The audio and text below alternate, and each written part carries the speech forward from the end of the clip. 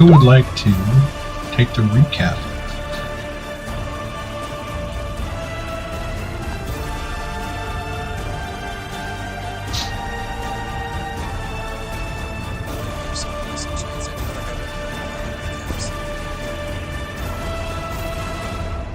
What the shit just happened?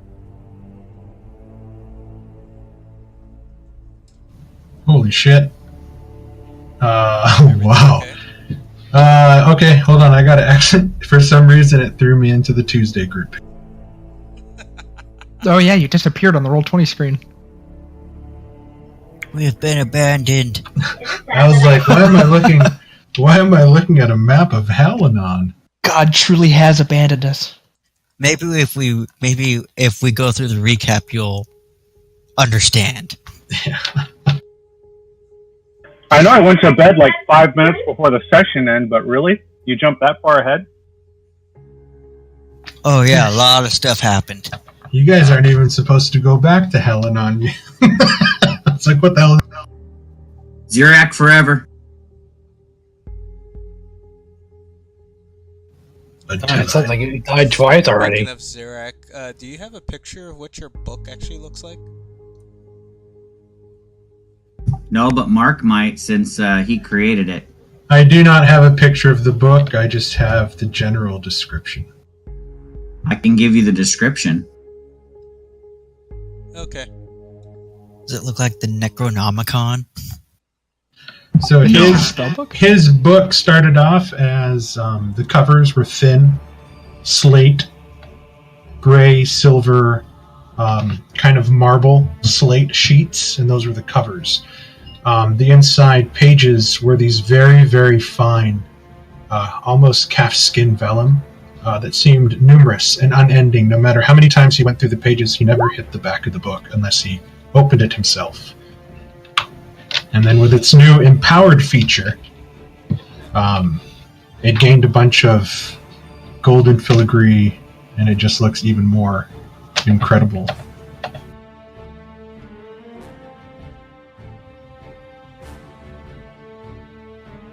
Good to know. And I will do the recap if no one else wants to, but I'm going to give other people the chance to do it. So just remember, it's a free inspiration point. If you already have an inspiration point, it's bonus XP. So nobody has to do it. If you want, I can do a quick recap and then bring us in. I just want the ability of you guys to be able to get something useful.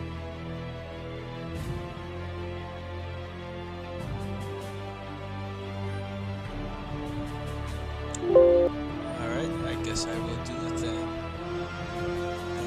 I'll be a little rusty, won't be as detailed as they normally are. Do it. Last time on A Brave New World, the adventurers of the Blackheart Company returned with their package in tow. With Jareth speaking to the commander, they eventually took their captive to a church. Solange wasn't listening to too much details. That's how I'll describe and explain the fact that I don't remember the name. Where they met two masked figures.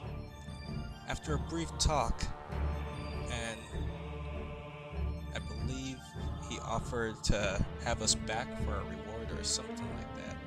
They were very grateful with what Jareth and the group had done. Upon returning, I believe Balthazar was approached on the road by a black cart, urging him to come with them.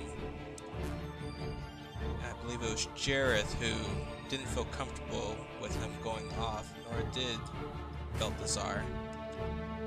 Thus, they left. Eventually, the group received a letter for a party, and then upon leaving for the party, were ambushed in the alleyway as the lights were flickering. They fought and took out, well, nearly took out, the assassin who escaped. It was unclear to Telantris who the assassin was after. Was it after Balthazar, the item that he held, or someone else? Upon going to the party, some of the adventurers spoke with key figures.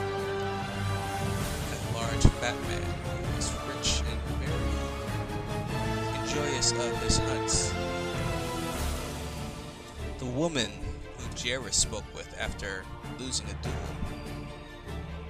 Talandris and Toril out on the dance floor. What will happen with the rest of the night? Find out now on A Brave New World. Doug forgot a lot. Yes, I did. Go ahead and give yourself a point of inspiration. Do you guys remember who the fat man was?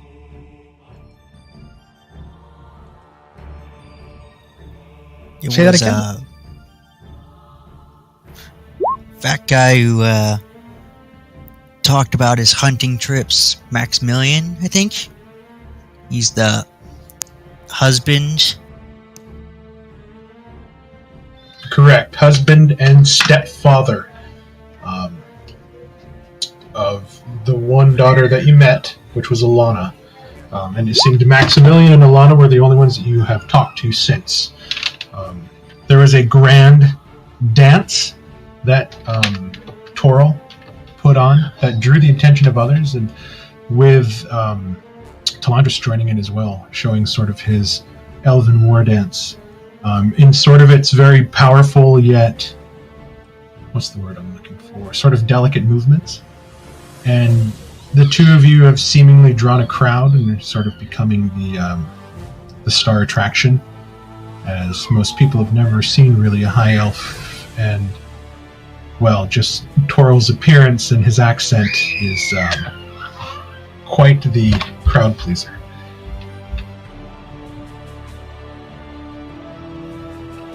Okay, I'm going to drop everybody back into the party page. Okay, I switched to the phone now. Does it sound better? Oh, you sound great. How do you turn on push to talk on the phone, though? I do not know. No. You might have to just do... I just toggle my mute button on and off. Press the mute button, so... Yeah, that's what I'll do. I'll just mute on and off. That way. Let me know if I forget to mute.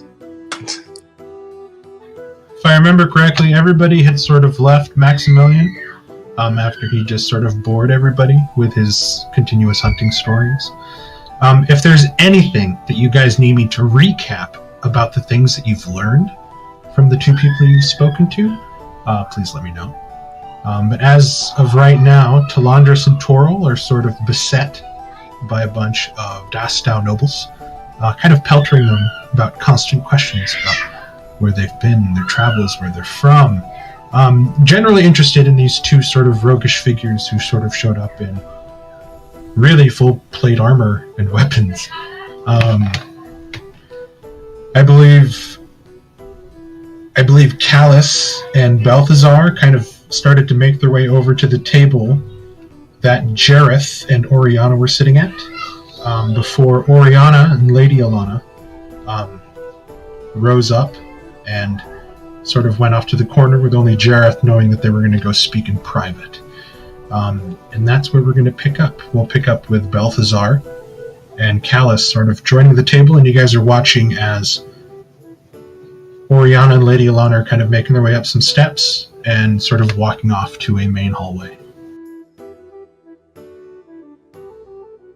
Anyone know where those two are going off to?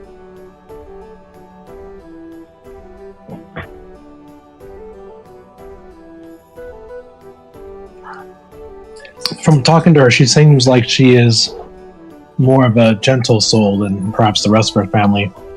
Oriana's going to go tell her what's occurred. I didn't want to go with her because I fear I'm being watched. You fear you're being watched. I think someone's trying to kidnap me. No, that last attack was against me, my good friend. That assassin kept trying to tell me, kept asking me to give it. I know I have. What was all that about? When we were first scrying the magical items, I noticed an eye floating near the pendant. I think they were scrying. using like the magic you've been using to look at things. I think they were using. I suspect that's why they knew I had it and came after me. So I don't want to go follow around. I want Oriana to have private time. So remember, Jareth, that you saw the eye on the ring when you were detecting magic on it. I thought you said that when you first looked at the necklace, there was an eye floating over it. Nope. Okay. Not on the amulet, just... Okay, I still suspect that they know I have it, so... Because the guy was telling me to give it. And you guys kind of hear... whoever wants your ring, Balthazar knows you have it, because they try to get you in a carriage. Ken, those are available. Okay, thank you. I didn't have them added to my spell list, so I'll go ahead and create them for Toril. Okay, sounds good. Jareth, as you're sort of speaking to Callus and Balthazar as they walk up off in the distance in the platform, you hear this, I, Elric Steelbottle, am the best! And you can tell it's that same pompous prick that has the ability who is just soaking up the limelight out there, and everybody's just still cheering. Who the hell is that guy? Yeah, I gave him the best night of his life. His rest of his life is downhill from here. Oriana, you're following behind Lady Ilona as you're drawing the look of some guards that kind of are stationed at different sort of doors. You see that these guards themselves are a lot different than the enforcers you guys experience sort of in the black tabards and like the regular scale and ring mail that you guys met inside the lower heart. So you can see that these are all wearing plate armor, all bearing shields, spears, and what seem to be sheathed longswords. And they're sort of watching you as you're walking by with Lady Ilana, and Lady Ilana sort of holds out her hand and they sort of ease and sort of stand at attention again. You walk by a series of rooms, and you see that some of them are open. Some look like bedrooms, others look like small gathering rooms that are full of people. Decorating along the entire walls of this very nice, carpeted, wood-paneled sort of hallway is just various pieces of artwork that all look incredibly expensive. And, like, these people are rolling in money.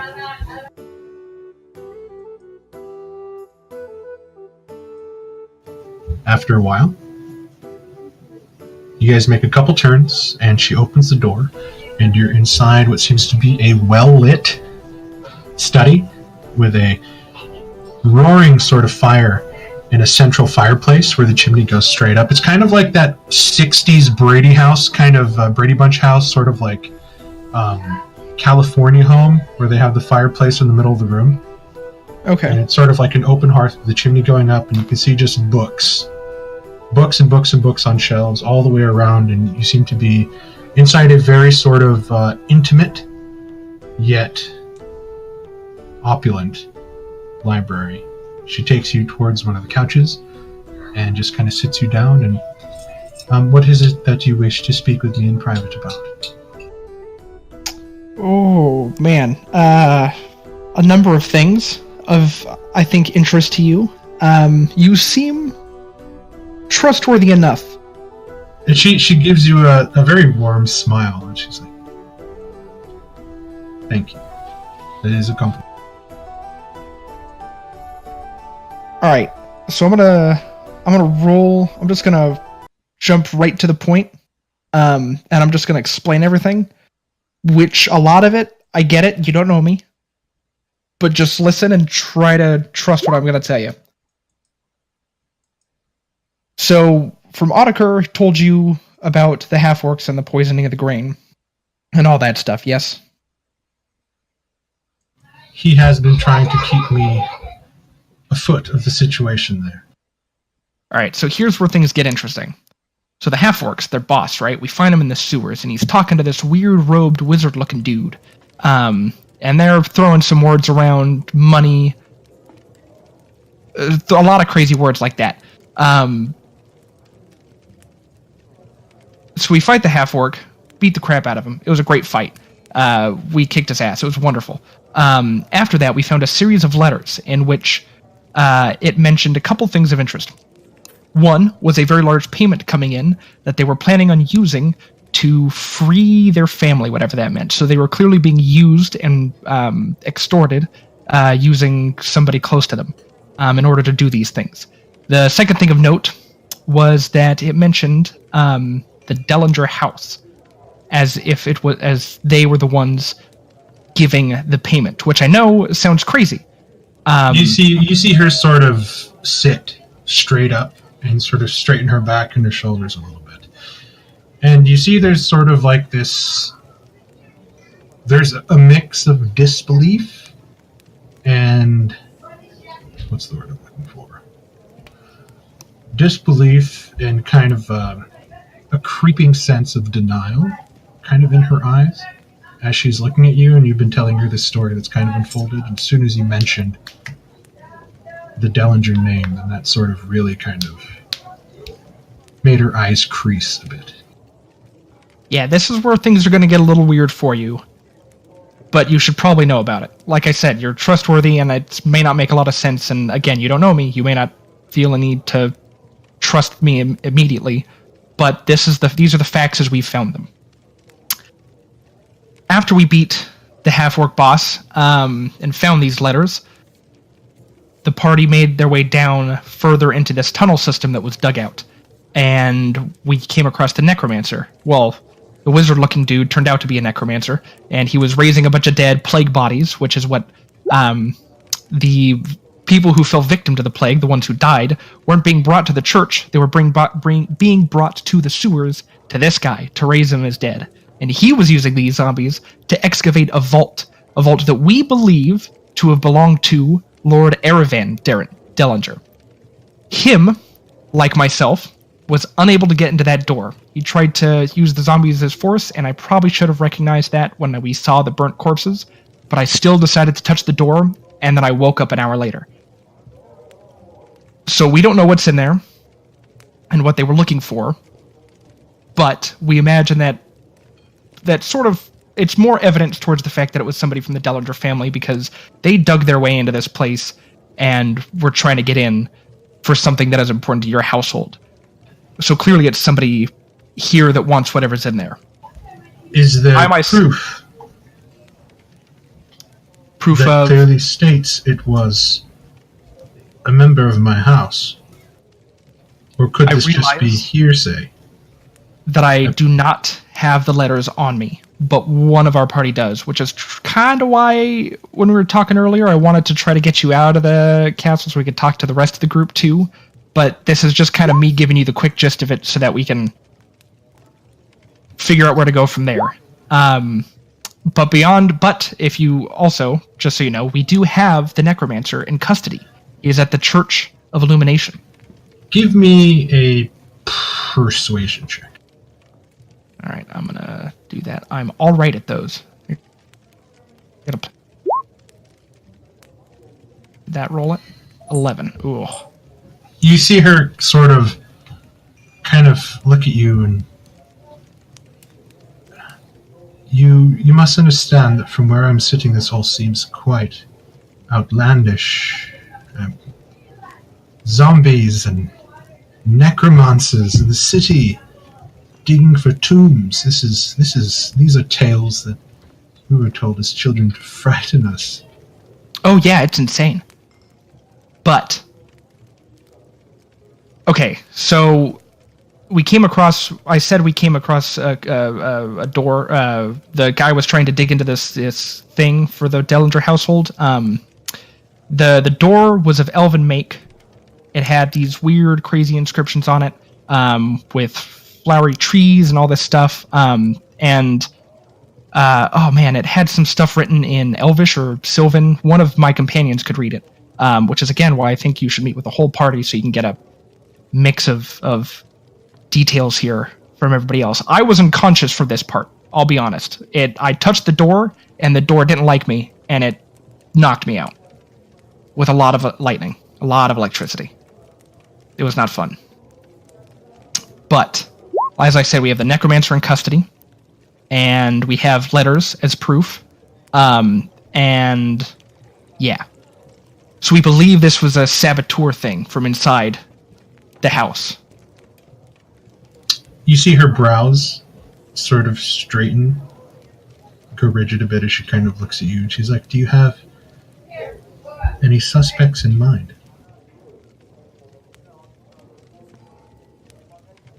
After today, yes, sort of. Your stepfather seems a little dull and uninterested in this sort of stuff.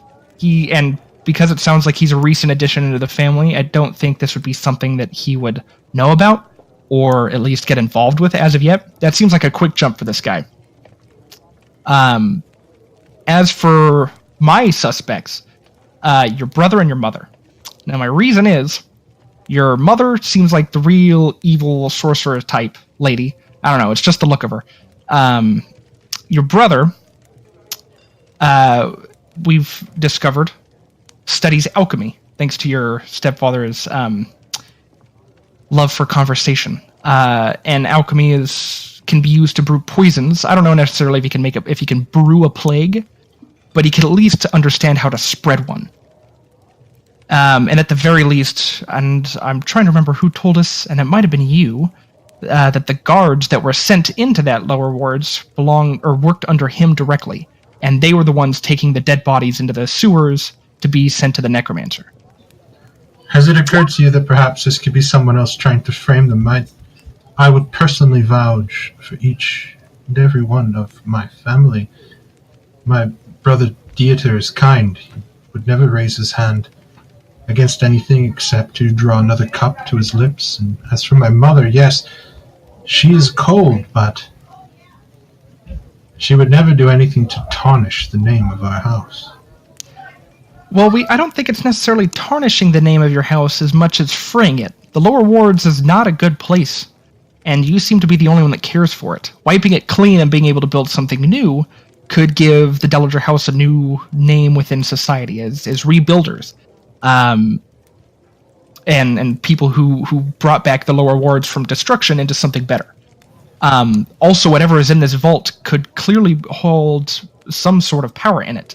As I said, it belonged to Lord Erevin Dellinger, your ancestor, which, from what I gather from what I've heard from other people in the city, was very well known and quite a substantial presence himself. You see her sit kind of straight up, and she sort of cocks her head now, and you have really, really garnered her full attention back after she's been sort of losing interest in what she's assuming is like a fairy tale that you're sort of weaving in front of her.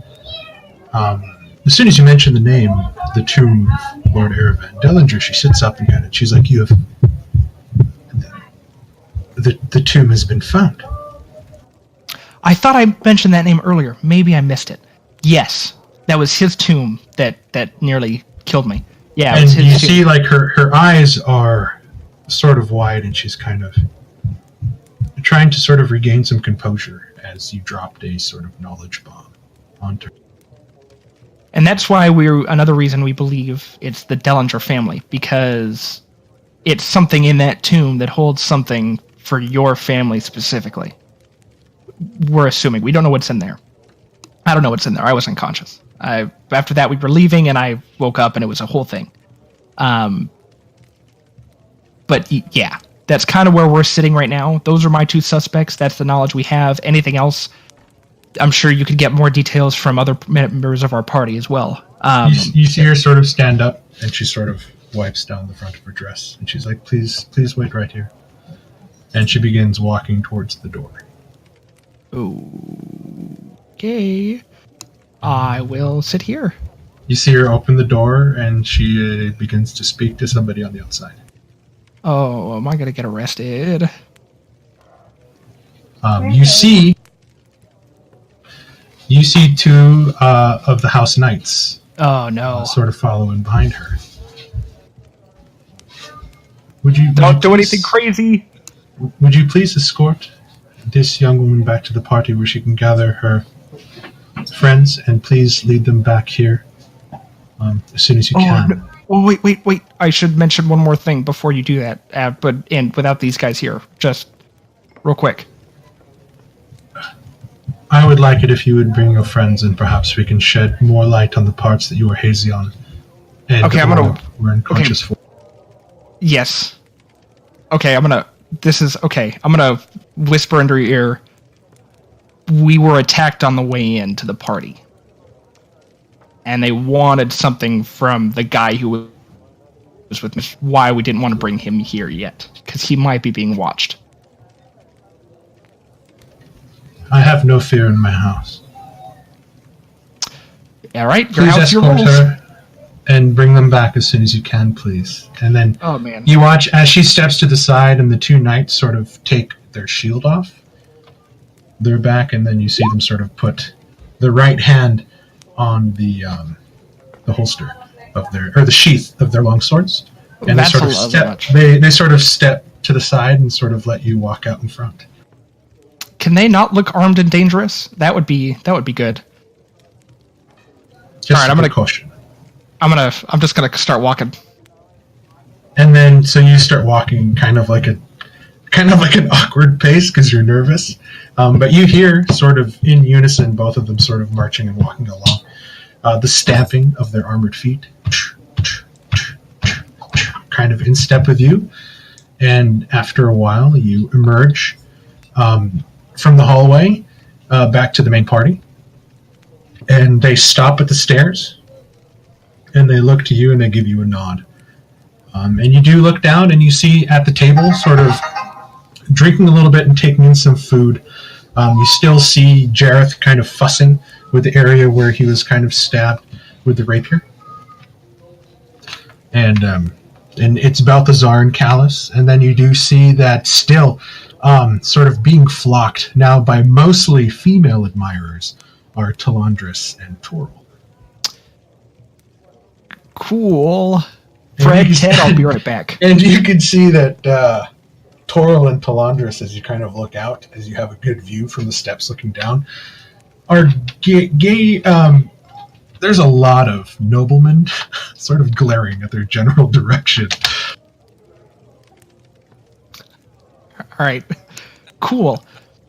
I'm going to go to the table where everybody else is sitting and let them know that the lady wants to speak with us. Because I was trying to be a little too vague, and now she wants everybody there. My bad. You did heal yourself, Jareth. But I mean, you still have blood. Like, you still have blood on the cloth part of your tabard and whatnot.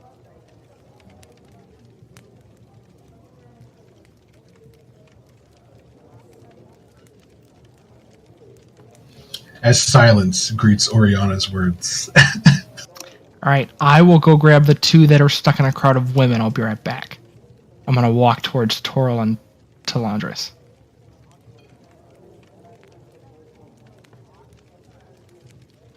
All right, I wasn't sure if anybody wanted to jump in and say something first. Okay, so you, the people at the table just kind of look to you, and then you end up just sort of walking past them.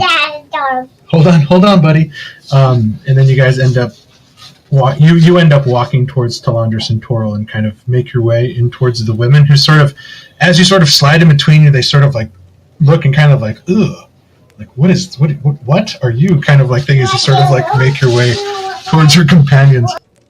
Oh, dude, the first one that says that, I'm going to flick him in the face. You too, As lady. Oriana gets close before she might flick somebody in the face, I would kind of smoothly slide across the dance floor towards her and grab her hand and bow and say, would you like to join in the dance, Oriana? I'll show you the steps. Before we do that, I would just give me an insight check. Toril, as you're looking at Oriana.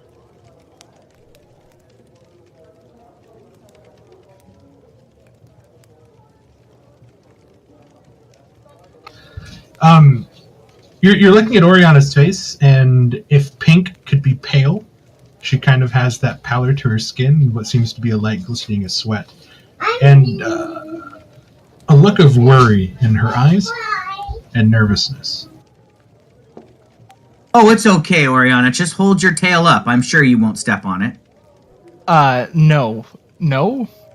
Ladies, I'm sorry to interrupt, but this guy's a priest and is chaste, and that guy's a eunuch. We gotta go, guys. And I'm going to start dragging Toril away from everybody. I will turn around and bow to the ladies that I've been dancing with and say, it's been a great pleasure, my ladies. I very much enjoyed sharing steps with you, if that's what you call it here. It seems I am being beckoned away. There's a collective sort of sigh. As you guys begin to move away, and some more venomous stares aimed at Oriana, who seem to be taking away these two very interesting... Haha, sorry to ruin the fun. And just say, I will continue my story with you next time. It was a pleasure.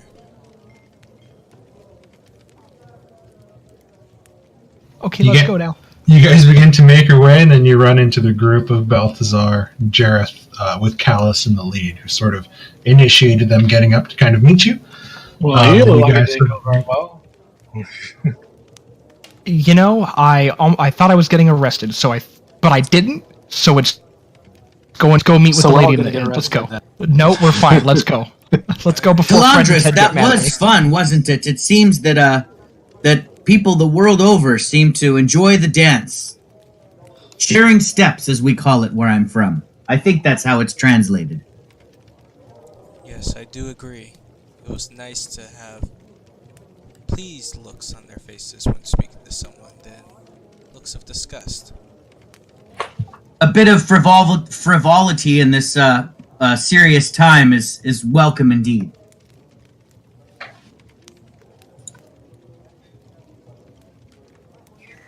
Right. But Oriana, why did you believe you were about to be arrested? Just a couple guards came up to me, shields out, and then hands on the pommel of their swords. We need to go meet with someone right now. It's very important. Fred and Ted are waiting. Let's get on with this. Let's go. First, tell us what you said that would convince her that she needed 2 guards. Okay, so I wanted to be vague. And I didn't want to tell her the whole story, so I kind of just told her I got knocked unconscious when we got to the vault door, and now she wants to hear your guys' side of it. Oh, this might just be a misunderstanding. You see, with those living in this type of manner, guards are just a natural thing. It doesn't always mean such a threat. They're probably just there to escort us to her. Especially in such private quarters. That's great of you to say, but I've been getting dirty looks from the ladies in this house, and I look like a demon. So I'm not gonna, if I'm being escorted by some knights in the castle, I'm a little nervous about it, I'll be honest. Balthazar, give me a wisdom saving throw, please. God damn it. Stupid wisdom saving throws. With advantage, right? I'm kidding. If you want to use a point of inspiration. my precious. Okay, here we go. That's okay. Okay, thank you. So up the stairs we go. Balthazar goes on all fours and runs off with the ring.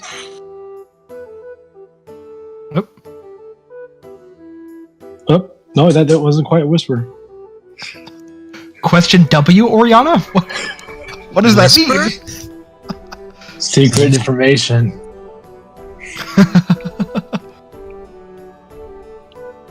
I'm gonna pat Oriana on the back and I go, well, if we're in trouble, at least we're all together. That's the spirit.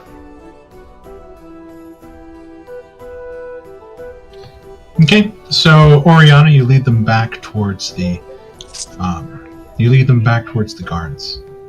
And as you guys see that these guards in particular, they're all quite heavily armored, well geared compared to the sort of, I guess you could call them enforcers.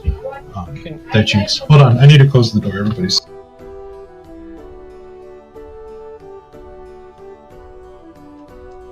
Is it kind of like we can tell that these guards aren't like for show? They're like the real guards.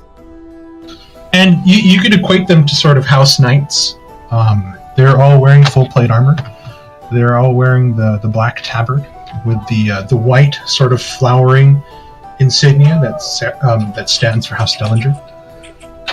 None are wearing sort of helms, but it's all very nice, polished. Very well made Is it armor. pristine? No battle marks. Completely perfect. You can give me a perception check as you get closer, if you want to sort of inspect the work a little more. And while he's doing that, I want to look around and just nonchalantly see if we're getting any attention, maybe from Lady Yvonne or anyone else from the house. From this. Okay. Go ahead and give me a perception check. Callus, you look and it looks fairly unmarked as you sort of give it a quick glance from where you're at. Ugh, As you guys sort of why did I have that on? No, I'm not very perceptive. Too many people in the crowd. You do look around and you do see that there are a bunch of people sort of looking at your direction. And you can see them sort of like pointing and whispering and talking to each other. And it's the same group of women that were speaking to Toril and Toril. As I approach the knights, by the way, I'll give them a salute, paladin to knight, that kind of thing. You see them sort of cover their mouths as they sort of giggle and laugh to each other. And then at the very last minute, as you sort of turn around, I, Elric, have defeated a paladin! Yay! And everybody's cheering on the balconies. You guys begin to... Callus is going to shout out, "Shut up! It wasn't that awesome!" The music stops. And now everybody is looking over in your direction as Callus sort of rolled out this "Shut up!" And now everybody's sort of looking at you guys. You see sort of Lord Maximilian sort of like looking at you guys. Too much wine. You see Lady Yvonne looking over with her eyes creased. Very curious. You see, yeah. You'll have to forgive him. Too much wine. He can't handle it. Who says I have had too much? And there's just an awkward silence. I try to stand in front of Callus to cover him up and say, "Apologies, please continue the music. Let's go, everyone." The band sort of begins to pick back up. And everybody kind of starts to turn away a little bit, but still kind of giving you guys glances. You guys are definitely not slipping out of this party unnoticed. Right? I'm gonna bump Callus in the back for a second. As long as we're being noticed and gathering attention, perhaps I can gather everybody together for a prayer?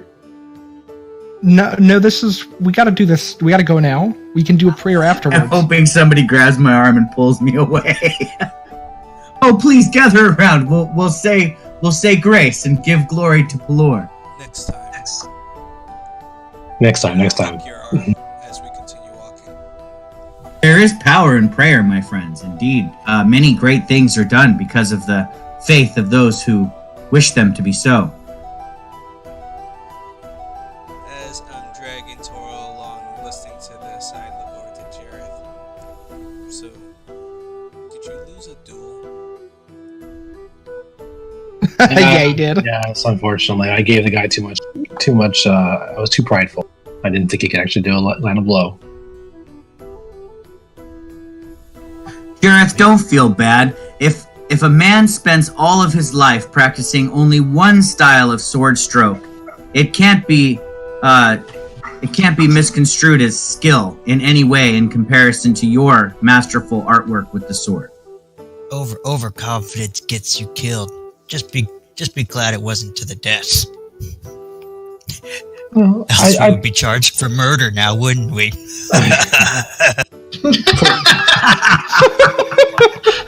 That was a great laugh for Callus. Oh well, actually, yeah. I couldn't give him my chance. I would have probably not gone very well for him. But it's fine. I don't strike down poofy nobles. Who cares if you couldn't beat using their rules? In real combat, there are no rules, only winners. I'm sorry. I do follow the rules. There are rules.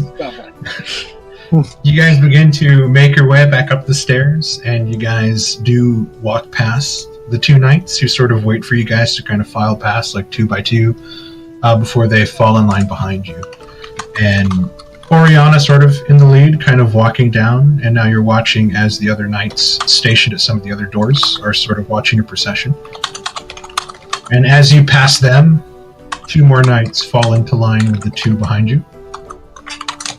You guys walk another 50 feet, 2 more fall in line behind you. You guys make a right turn. Further up, there's another set of knights. They fall in line behind you. Oh, I've always wanted an entourage. And now, Oriana, you sort of see the open doorway where Lady Ilana was waiting for you in the small intimate library setting. And there, stationed on outside of the door, are 2 more knights. Oh, guys, I'm really sorry. Did you call her bad names or something? No, I didn't do anything wrong like that. I just told her what I knew. And you guys turn into the room, and there you see standing next to sort of the fireplace with her arms kind of behind her back, sort of regarding, and she sort of looks up with very stern, sort of appraising eyes as you guys begin to file into the library. I'll bow to her again as I enter the library. I just put my hands in the air like I'm giving up. Please come in. Make yourselves comfortable. And she points to the sort of set of sofas on either side. You guys enter the room. The doors close behind you. None of the knights have followed you in. Oh, well, at least that's promising. Oh, man. I'm really nervous here, guys. Can I get some grapes? That'd be great. Sorry. I'm just curious how many exits to this room there are. There is one exit, and it is the one that you entered through. There are no windows. The walls are completely lined with what seem to be bookshelves. And this is from floor to ceiling, and the ceiling here is probably 20 feet up. You can see the rolling ladders on each side, going side to side, that you would need to climb up to get to books. Other than that, there's the main sort of hearth fire directly in the middle, surrounded by a series of what seem to be long sofa-like couches and smaller armchairs.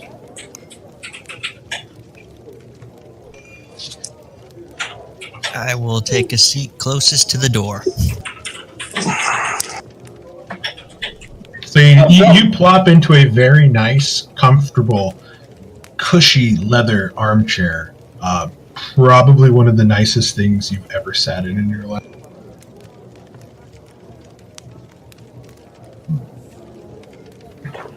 So, your friend Great to meet you, Lady. Your friend Oriana has told me some very grave things. Yet, she was very obtuse and quite vague on the details. And I'm hoping you might be able to shed some more light upon this matter, especially where the location of our family tomb is. Do you not know where the location of your family tomb resides? The tomb has been lost for nigh 200 years. buried in the There was lower a great- hearts. There was a great collapse within the lower hearts. Most of the earth has sank.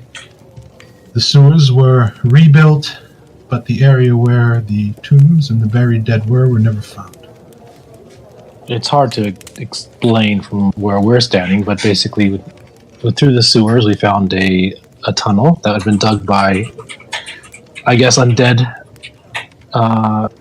People have been raised undead unwillingly. There was a tomb with a lady holding a lantern. It definitely looked like a holy symbol, with multiple knights in honor. Then another tunnel leading up until we found the silver door. It was decorated for Van Dillinger. Decorated. You can see as you're sort of explaining this, you can see that she's kind of sort of whispering under her breath, looking from side to side. Almost as if she's kind of talking to herself and kind of telling herself. Anybody have written down? I'm not saying this out loud. This is Chris asking the group. Anybody written down what was on the door? I didn't write down the riddle. I don't I mean, if I wrote it down, I probably wrote it in chat. Mark, can I make an intelligence check to try to recall what the riddle was? You absolutely can.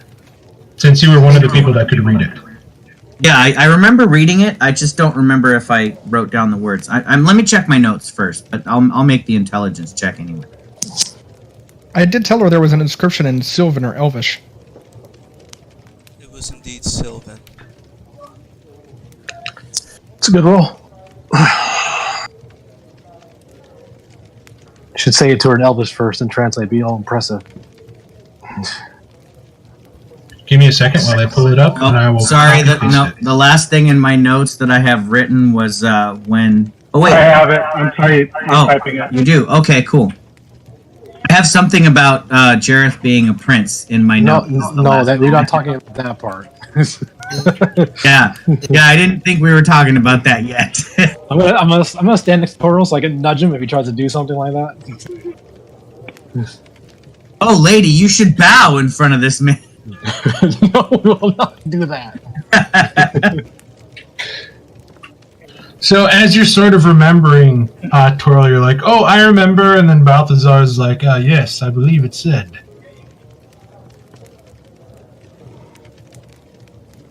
Balthazar.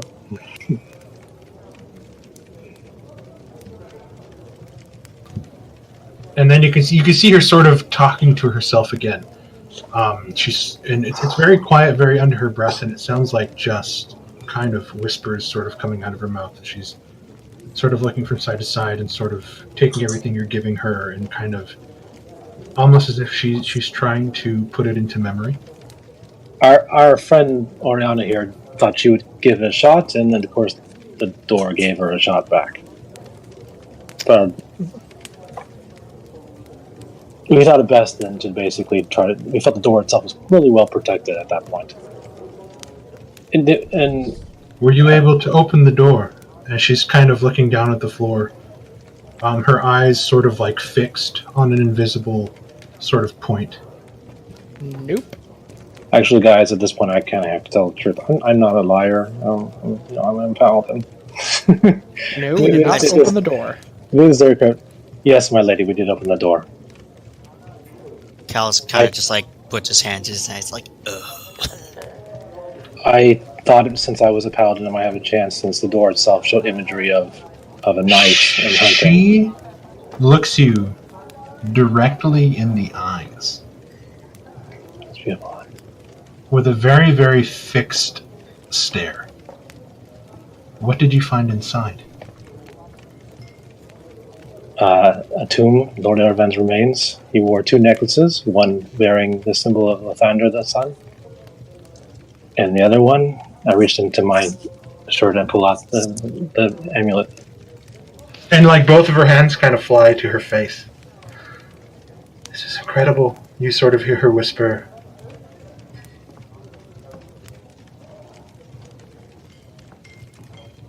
Was there anything else within? Not that we found. Just lots of jars full of money to honor his memory. I left him my father's sword in honor of the responsibility that his door and his tomb set upon me by allowing me in. Might I hold this amulet? I want to say the reason why I kept it hidden was because we were attacked. Someone was looking for it. In fact, that it belongs directly to your family. I wasn't sure who we could trust. I'm taking a chance in trusting you, and I'll unclasp it and let her see it. And you kind of see with shaking hands as she sort of... The back reads, "To my beloved Lord Eravan Dillinger, that you may share in the youth and longevity of my people, and I in the centuries of thine love." And she sort of takes it in her hand, and you see her sort of looking at it and appraising it, and she just smiles. Lady Yvonne, have a lot of people been looking for this tomb? Not a lot. There has been some that have tried to find it, but we've all thought that this was just a story. it is Lady Alana you're speaking to, by the way. Sorry. I'll ask, and what story was that? They always spoke of our forefathers' long life.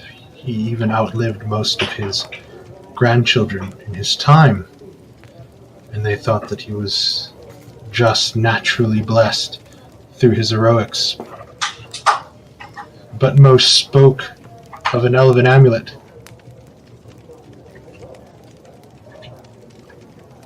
And I will then show her the notes we found on the necromancer Jurgen. Do you recognize the name Jurgen, by the way? He is the necromancer we fought on the way to this vault. I do not. This name is unknown to me. Insight. Same. Go ahead and give me an insight check. Oh shit, that's a natural 20 for 19. Callus?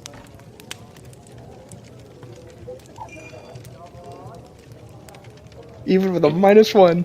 Give me 1 second. Jacuz! What is she doing with the necklace, by the way? She's just still holding it, or is she like trying to put it on already? It's beautiful, beautiful jewelry.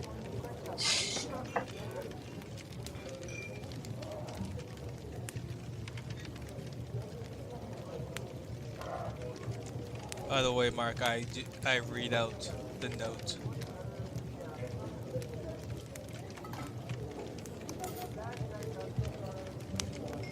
Talandris, Callus, as you both sort of look at her, she looks pretty honest.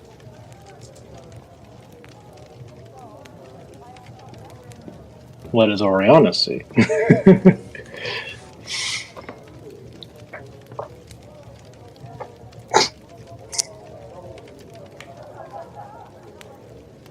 I think Oriana finally unclenched her butt cheeks. A little bit, yeah. I'm calming down a bit. I'm so glad I got to use this moment to fuck with you guys a little bit. But she looks incredibly forthright. The one look that you guys are getting from her right now is just pure amazement. Almost as if it's a child who, for the first time, has kind of heard a story that she grew up on, and now she is staring at the proof directly in her hands. Like, Lady Alana, I kept this only because I don't know who in your family I can trust. People have died for this necklace. Many innocents have been raised even in death to find it. I know it is meant for your family. The magic speaks that it only works for someone of your bloodline. I do not know why the door let me pass. It said some nonsense things like prince and noble. I come from a family that was farmers before they were killed, so I don't know what the door was personally thinking. But I want to make sure that if this necklace did find its way back to your family, they found someone who was worthy to hold it, and not be given to someone who obviously meant to kill for it. I hope that's you. is this letter the only proof you have of any of this? The man who's being currently questioned by the Church of Illumination will also probably give them more information. And we did overhear the person saying the House Dillinger always takes care of others to the half-orc. Every noble house in this city has enemies. True, but only this noble house benefits from this necklace. And you guys are the only ones that can know where it's at. Lady No, Alana, I can't begin to know where to look. maybe you can help us find the culprits. Do you know of anyone who is known to deal with half-orcs or hold them ransom or anything along those lines? If anything, it sounds as if you were talking of the underground, the many shadow organizations that run within the city. Thieves guilds, rogues of that nature. The only one that I would know of that would seemingly kidnap children and hold them for ransom. That I don't even know if most noble houses would sink to something so low. I will give you a Everybody warning. has their secrets. I will give you a warning. If you truly are trustworthy, not the one who sent things after us, someone has already tried to kill me for that necklace. It was a assassin who wore a strange rabbit-type mask who could cast magic to make himself duplicate, and was able to disappear when he was in trouble. And you truly believe that this is someone of my house? Only your house benefits from this necklace. It does not work for anybody else.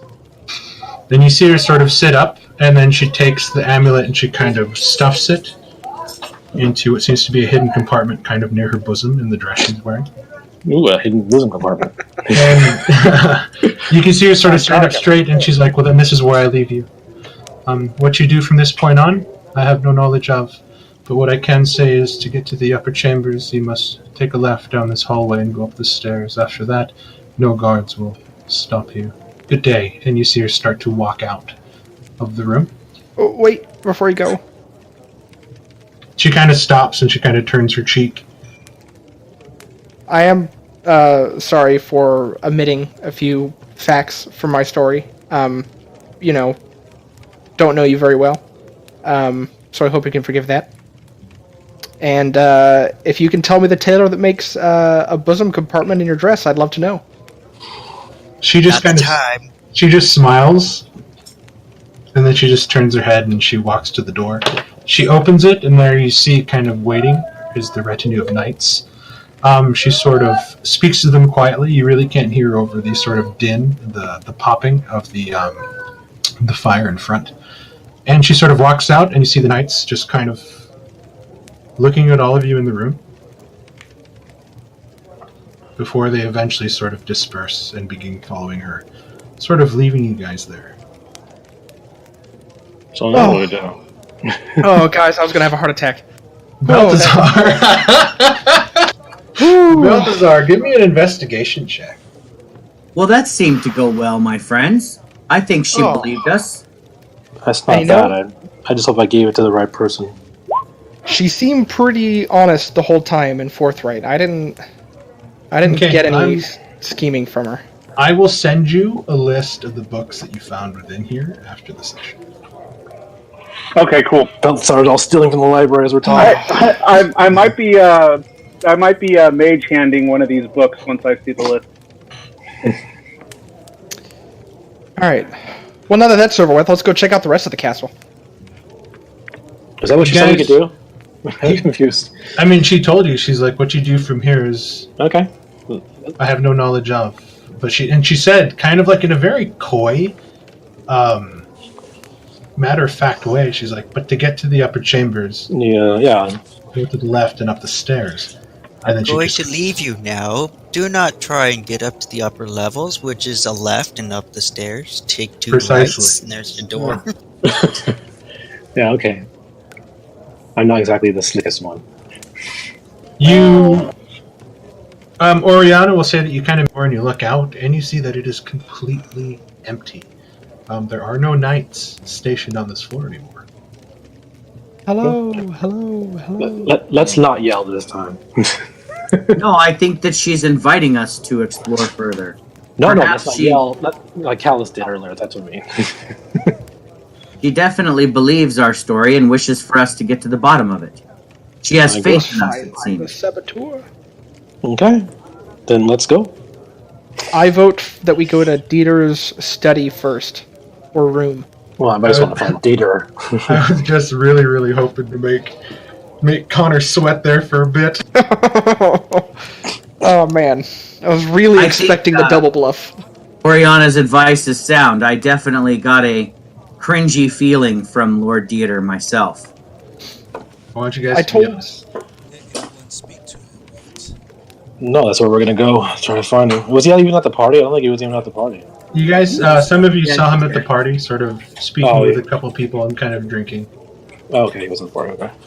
Well, yeah, no, we should investigate his area. Find proof of the plague. Yeah, I told. I want honesty here. How many of you thought you guys were gonna get jumped inside this? Oh, dude, totally. No, she was a little. Fine. I was expecting it to go down. I was expecting an ambush. Maybe not from her, but. Well, I just like how you got me to question me, my paladin self. You basically asked me a question, and I can't lie. I'm not gonna sit there lying that. Oh no, I didn't get into the tomb. No. Well, just before this too, I decided, I'm gonna read through Jurgen's letter again, and it said mistress and women plural. So I was like, oh shit, they're both in on it. Oh no. I did take that into account when you asked me if I had the leather. Oh, yeah. We were fine with her, but depending on what we said might still put us in trouble. I was waiting for her to call her guards or somebody to kill her from outside and then blame it on us. Yeah. So you guys take the left, and you begin to sort of walk the hallways. And again, all the hallways, especially down here on the lower portion, you can see large, like fresco art of landscapes and just beautiful paintings, and then paintings of what seem to be maybe some family members kind of in noble stances, like, oh, my chin is up and I'm looking into the distance, kind of thing. And you see some other sort of smaller statues that kind of line some alcoves. And it's quite beautiful, quite opulent, until you eventually make a right and you see directly in front of you stairs that sort of go up that kind of begin to curve almost like a set of grand banister stairs going up to the top floor. Okay. I think we'll go that way then.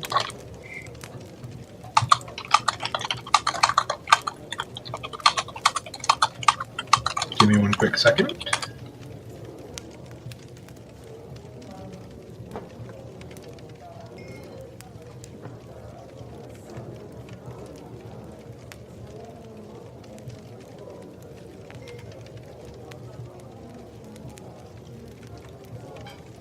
I gotta pull all your tokens up. Uh-oh, token time.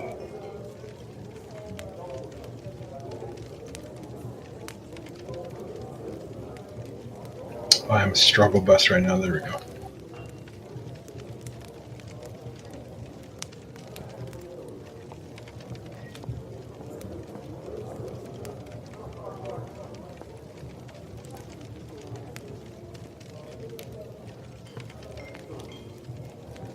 Oh, man. That was fun.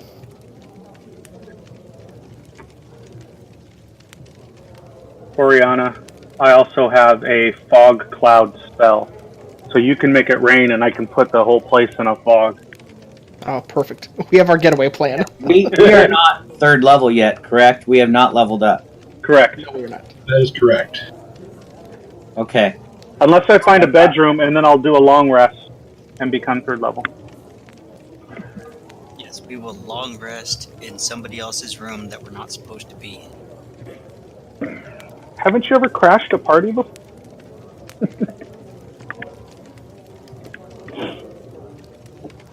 Never at a noble's house. Well, the first time for everything. Toro was on the dance floor trying to pick up some action.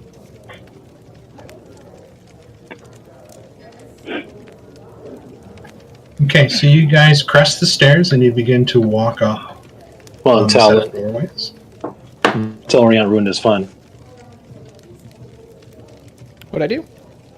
When you said Terrell was chaste, can't have any sex. I thought that was might be a good way to get the woman away from him, but it didn't work. Just made him more into it. Oh, we can break his vows. That was really creepy. Oh, that's funny.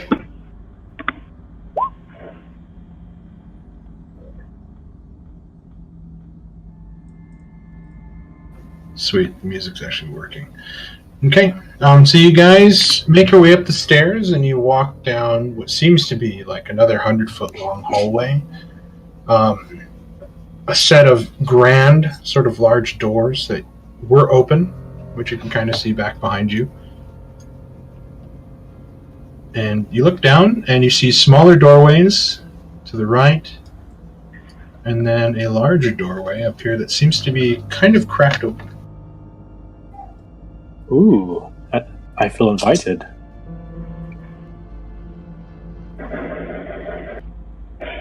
Shall we check out the larger doorway that seems to be already open for us?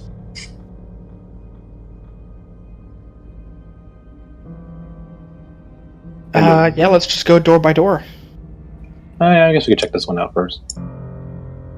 Okay, so you go up to it. It is unlocked. A systematic approach is preferable here. You go up, you open it, And you look again, and this seems to be somewhat of a very large sitting room, full of plants. You look, and there's sofas and hand chairs with a large kind of coffee table in the middle, sort of a statuette kind of pose behind it, a very large stained glass window, depicting what seems to be a sort of forest scene that kind of goes up into this like 10-foot arch. Before ending, these large velvet drapes drawn to the side. Nothing much. Okay. I don't feel like sitting right now. Moving on then. You notice that it is incredibly quiet up here. You cannot even hear the last vestiges of the party that you know is going on directly below you. Just the sound of your creaking footsteps. Which is tippy toe. Sort of tippy toe. Floorboard that kind of go through.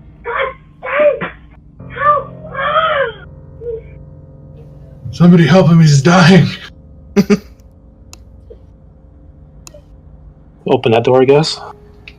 You go up to this door that's partially cracked. Upon the door, this one is a lot more intricate and carved compared to the others. You see depictions of the house crest of the Dellingers, as well as what just seems to be more like floral plant themes that kind of run throughout this large kind of mahogany door. Very large iron steel banding. You creak it open ever slowly and you see the inside somewhat dark, as the vestiges of the illumination of the torches are sort of helping you out. Shine in. You see a very large kind of lower level to this before some stairs go up about 10 feet. Alongside this lower level, you see just on each side, almost 10 feet up themselves, are these large cabinets and armoires that kind of line the right and left side, as well as some statues on each one. You walk inside and it smells almost like it has like a very nice perfumed incense smell, but there's also a sort of wood oil kind of masculine scent to the room. Can I get light again, my friend Balthazar? Please? Certainly. I cast light on Jareth's holy symbol.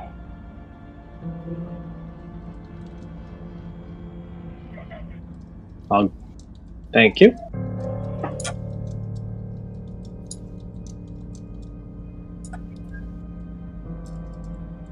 You should be able to control that. Actually, I can't. It won't let me highlight it.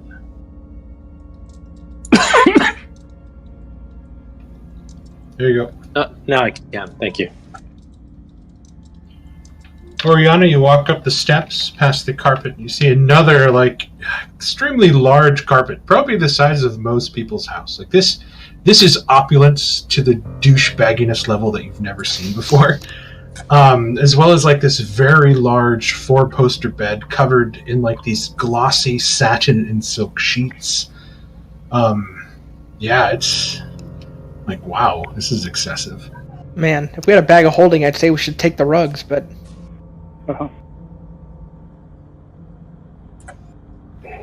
Immediately as you walk up and sort of look at the rug behind you, Toril, are you just hanging back for just to hang? No, I'm following. Okay.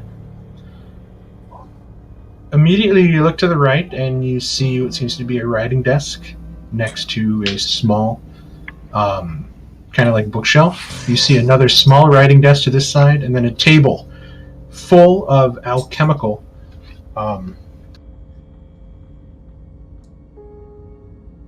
I asked if I can see the Jurgen letter. I'm going to go look at the writing desk and compare to see if the writing looks similar. Okay, give me an investigation check. Okay. Mark, I'm checking out the books. I feel as if someone should watch. Oh God! Anyone else better at investigation than me? Want to compare these writings? I am great at investigation. Okay. Actually, I would like to walk up to Balthazar and place my hand on his shoulder and say, in your investigations, let the light of Pelor guide your eyes. Oriana, as you walk up, you see just a mishmash of equipment. You see like a Moor's head. You see an alembic, mortar and pestle. You see these glass sort of stirring rods next to flasks and empty bottles. You see a smattering of papers kind of scattered along the desk. Oh, yeah, sorry, Brad, I definitely can. So Jareth gave me the letter, and I'm comparing it to the writing on this desk. I thought Jareth was rolling for that. No, I did, but I didn't do very well, so I asked someone else who could do better than me. Okay, yeah. Since Jareth already rolled, you don't get advantage, so go ahead and give me an investigation. Yeah, and I'm going to get a D4 bonus because of Toral's guidance. Okay.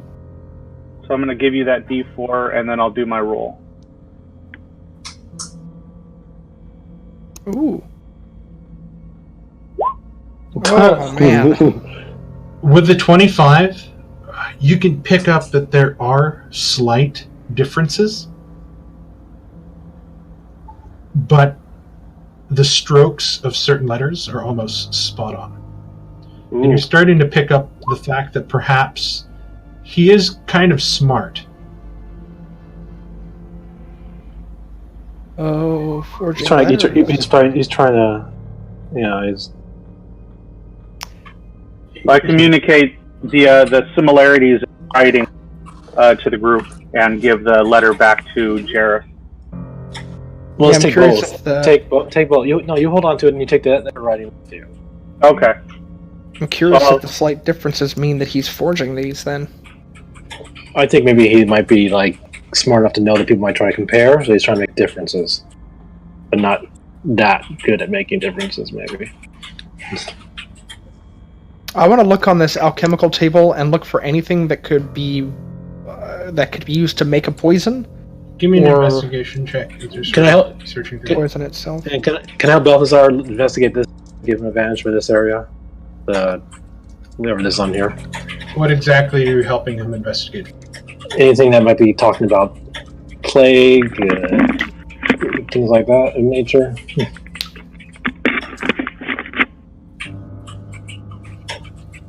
Okay.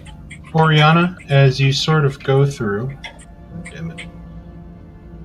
There we go. You go through and you do see, there's not actually anything boiling at the time or sort of distilling in the alembic. Otherwise, you'd probably know that there would be a sort of strong, astringent, maybe acidic smell coming from the alchemical compounds that are sort of being brewed. But as you sort of look through the papers, you find some that are handfuls, and you look, and you are sort of familiar with this writing, as you remember your guardian seemed to do a lot of alchemical experiments as well. So you're picking up what seem to be alchemical formulas, kind of written on here in sort of notes, and what seem to be like mathematical equations. But a lot of the papers are blank. You do look off to the side and you see inside a barrel what seemed to be a bunch of ash and was kind of left of corners of papers. But a lot of the papers sort of scattered about are just blank, bearing no lettering. Oh, so it looks like he burned a bunch of stuff in that barrel? It's possible. Or are you going to try putting ash on top of it to see if it's hiding letters? Sure, I'll try that. Hey, Mark, just in case I didn't miss anything, what's this weird eyeball thing on the rug? It's a stranger. That is your death. Alright, thanks. I can, search this table with Jareth, and I'm also going to look at that bookshelf for anything that catches my wizardry eye. Can I ask what these up here and down here are? Those are armoires and cabinets and drawers. Alright, Callus is going to sift through those, and he's going to make sure he does not step on the carpet. While they're doing this and I'm watching the 30, hallway, you walk up towards the first armoire and you open it. And you look inside and you see a suit of armor. Ooh. Oh, hey. And as you look at the suit of armor, the arm shoots out, punching you right in the face. I love that. Oh. That's amazing. Are you serious? We're going to find a suit of armor.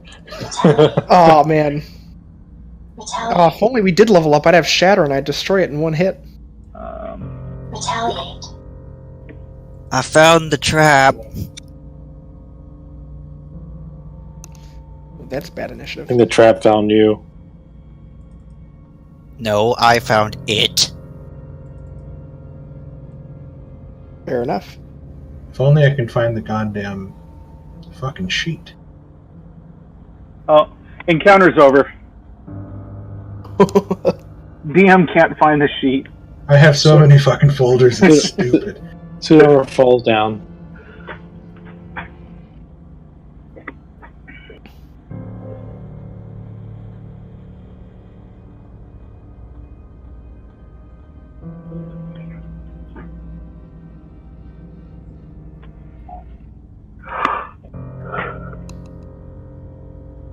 I love animated Don't armor. bang it up. Don't bang it up too much. I'm going to wear it. Sadly, this is a surprise round. Didn't he already get that punch on Callus? Yeah, that's the surprise. Yeah, he hasn't made that attack yet. It's one of those, like, Callus opens it and goes, ooh, whoosh, ooh. Hey, look, some more. Let's see if you can make the hit roll first. Uh-oh, music's changing.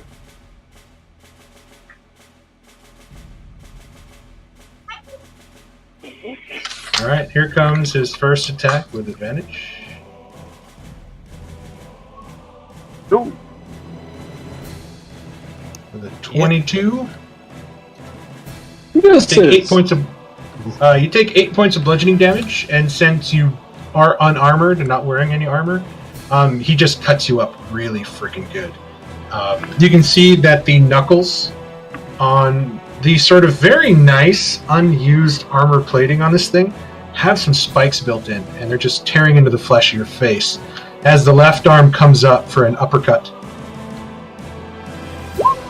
18? Yep. For 3 points of bludgeoning damage. And we are going to move now to the top of round 1 to Laundra. hearing the noise as I'm sitting there looking out, looking down the hall, I will spin my great sword, and I will charge to Callus's aid.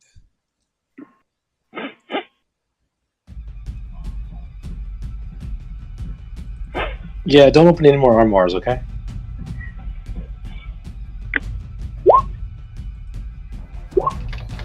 I think the music's fine. You charge in, drawing your sword. You swing in, and the set.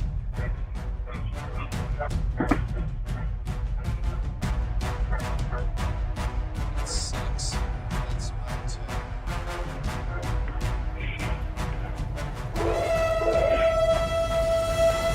Okay, it is the armor's turn, who is going to now have normal attacks. I recognize this music. This is on Critical Role.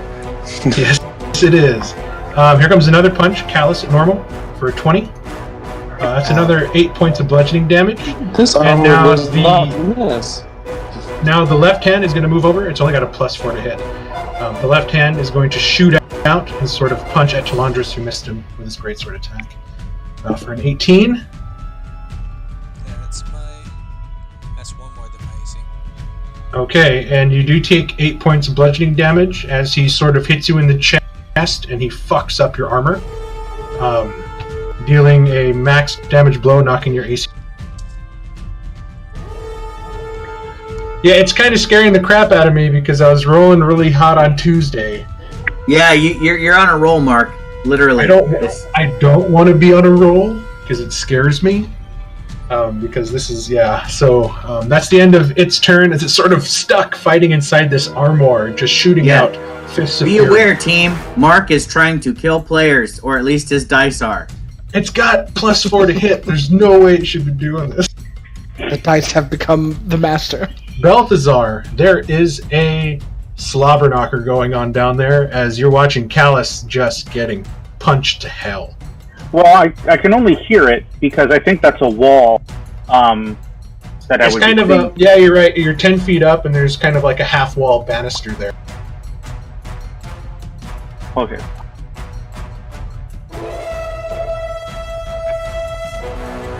So I'm gonna walk down here to kind of peek around this banister to get a good view.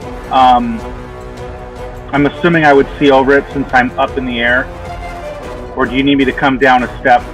Oh, you can peek around the corner of that statue.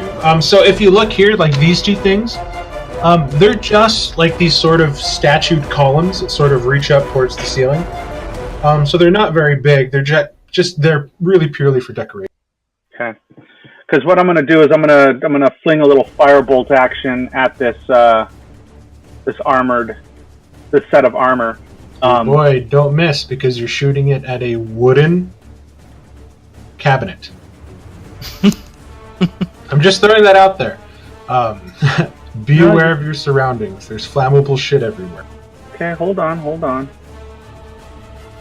It's a little lesson for what happened to Zirak in like the first encounter of the game. Yeah, we're in an alchemist lab. Don't throw fire around, please. Hey, I got nerfed to shit last night, so I'm gonna just like go crazy. Oh, could you do me a favor and send the armor token back so we could see Callus's health bar? Why? Why would I do that? Yeah, I'll put it. Hold on, let me move it to the back. And I'm rethinking. I'm just gonna go with magic missile. Be a little bit safer because you're right. That is a lot of wood that I would be flinging fire at. I do like interactive environments. Let's keep that in mind. And I can only do first level. Okay. Ooh, 9 points. Brutal. And you hit this thing freaking hard, and you're watching as sort of the plates along this thing from the 3 missiles have dented inwards from the floor. Cool. And I'm gonna just kind of use my last bit of movement to step behind this column for a little bit of cover, and I'm gonna stop there. So from that advantage of him looking at you, I see you got half cover. Okay. Just because of your very diminutive size. Callus, it is your turn to enact a retribution. Oh, I am going to close the doors, and I'm going to slide one of my hand axes into the handles. Okay. Whoa, what happened to the... There you go. You don't even need... you don't even need a check for that. I'll just say you close it with your action, and as your use an object action, you slide the handle of one of your hand axes in there, and now you start to see like the horror movie door, like as it's trying. I'm basically holding. I'm bracing myself against the door, and there's like the whole bottom of my face is just covered in blood. I look to Talandris and I go, "Did we find anything yet?"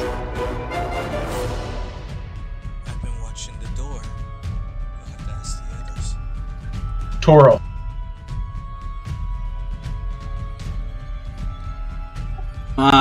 Well, since the fight now seems to be resolved, I'm going to take the dodge action and draw my... No.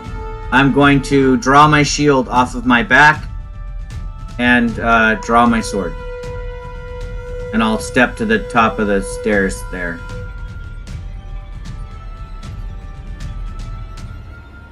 Okay. Oriana? Actually, Mark, as a bonus action, I'm going to cast Healing Word on Callus. Okay, sounds good. Go ahead and roll your heal.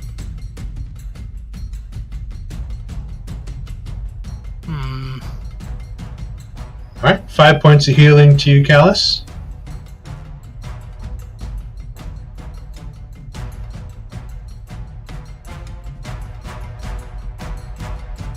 Oh, I just have like the strongest urge to fucking pee right now. It sucks. Okay. Just this. Would you like to continue searching? Would you like to move over and assist? All of the loose papers that I found that were alchemical related, I'm gonna stuff into my backpack. Okay, as soon as you remove those alchemical papers, you see directly underneath it another sort of paper. This one is more note extensive. And even below that paper, you see what seems to be a folded up sheet of parchment. So I'll say you use an object action to stuff the 4 papers into your bag. You still have bonus action and action. Okay. Yeah, I just wanted to grab all of the loose papers off that desk that I could. And then, how many did I grab? Just the 4 of them, or? Yes, you grabbed what seemed to be. Oh fuck, where'd my notes go? My notes have vanished. Give me a second. So it was the alchemical formula, the list of notes, and then there was the folded up parchment you mentioned. And those so are the you found 4 papers of alchemical formulas.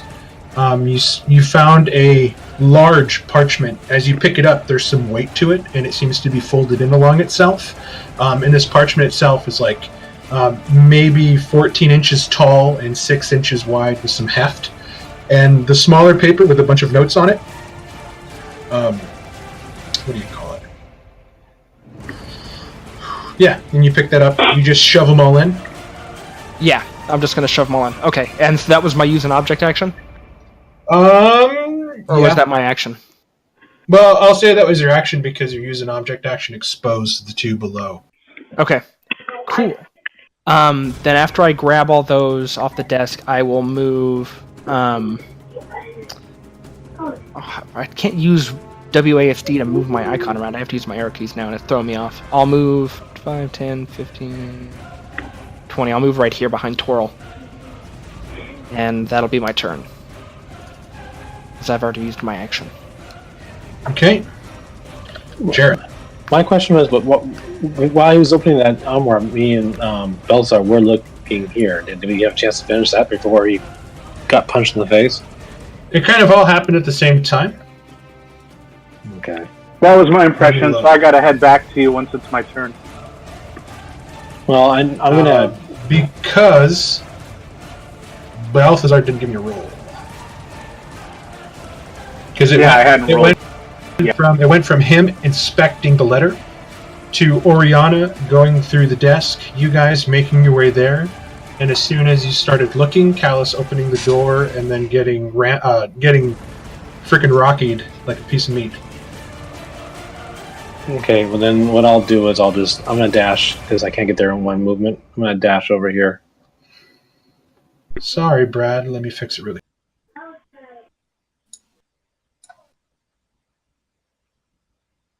Yeah, I intend, Jareth, to get back to that table and bookshelf over there.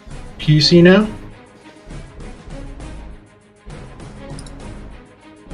Okay, I use my dash action to get over there. Okay, cool.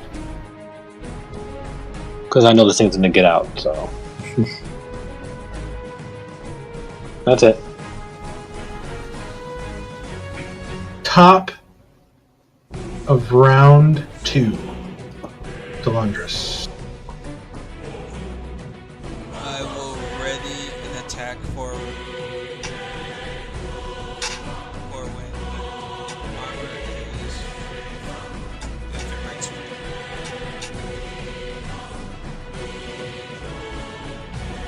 a second.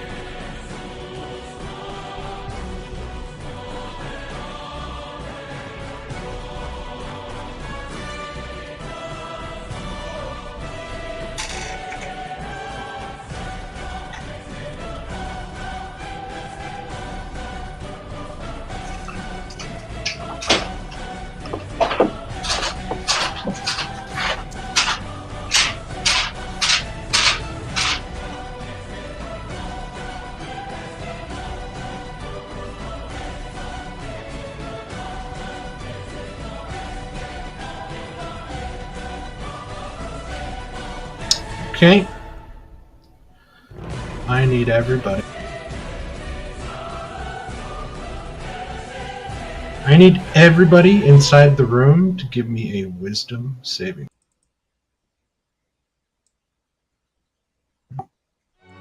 Am I considered inside the room? You are inside the room. Am I inside the room as well, I'm assuming? Everybody inside that room. Alright. I don't want to. I failed. Whew.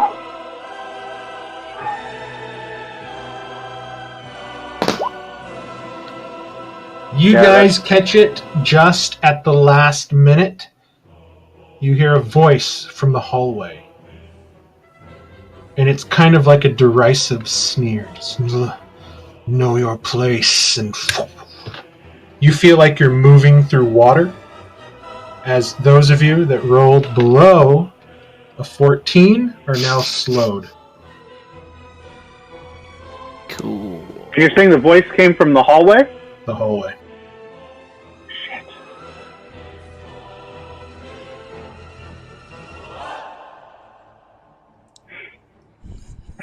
The one time I get pulled from the door after I was watching the hall.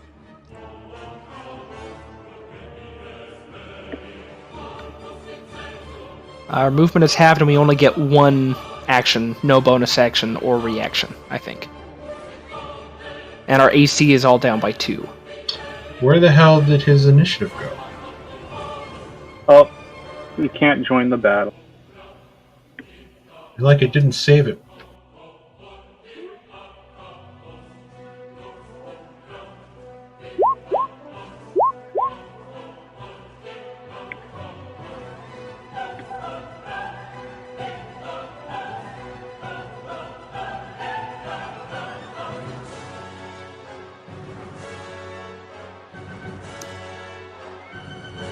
Oh, there it is. What the hell? It like vanished. I think it's because I put them on the map layer. And you guys look to the outside and you see unsheathing what seems to be a rapier after casting slow on everybody is the form of Dieter himself, looking like he's getting ready to join the fray as he moves 10 feet into the room. It is So the Mark, enemy is it- armor's turn. Is it the spell? It is the spell slow. Okay, so I put all the things that the spell does there for you I guys. was gonna cast it on there, but thank you very much for the help. Damn, -2 to ace. Yeah, so those of you that are slowed, go ahead and put a token representing it on there. So that would be Toril, Callus, Talandris, and Oriana. Jareth and Balthazar.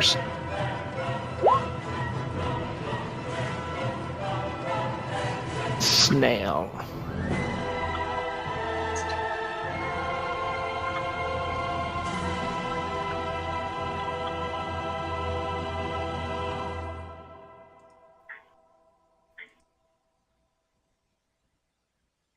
Alright, it's the animated armor's turn, and he is going to try to break out of the cabinet with 2 attacks.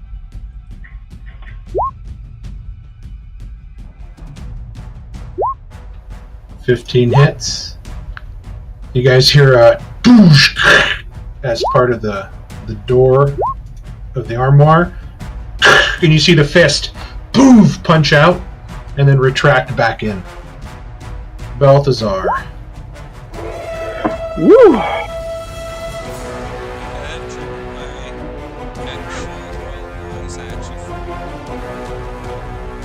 Well, you can try to attack his arm as it comes out. I'm going to give it cover because it's moving in and out really fast.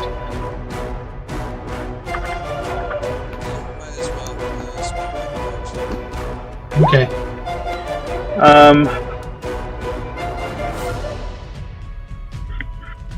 You actually mistime it, woof, and your sword digs into the wooden floor, and it is currently caught, exposing your back, giving whoever attacks you next a very nice target. I'm just glad you didn't bring your sword down on me. Yeah, no, I changed that rule because it really sucks when you hurt your friends. But it's great roleplay. Yeah, I know. Especially when the DM is already hurting your friends enough with his dialogue. I know. Go ahead, Balthazar, please hit. I like this new rule too, Mark, by the way.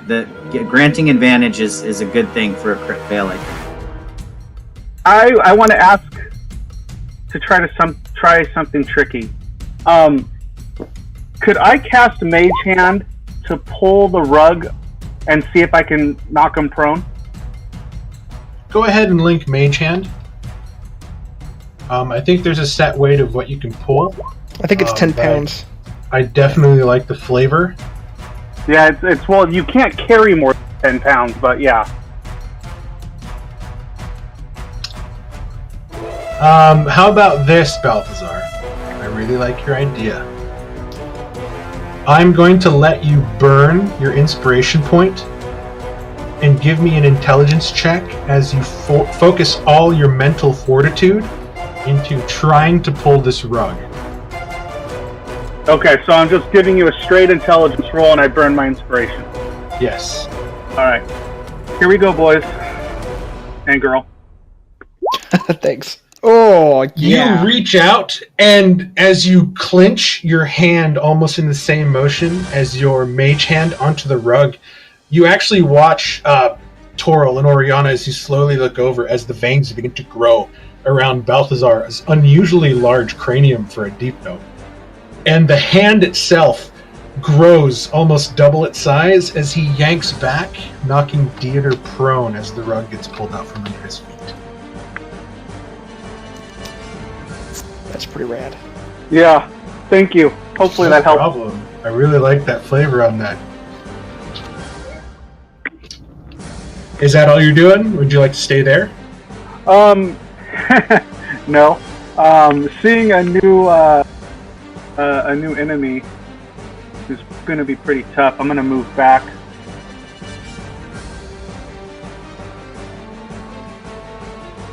To there. Okay.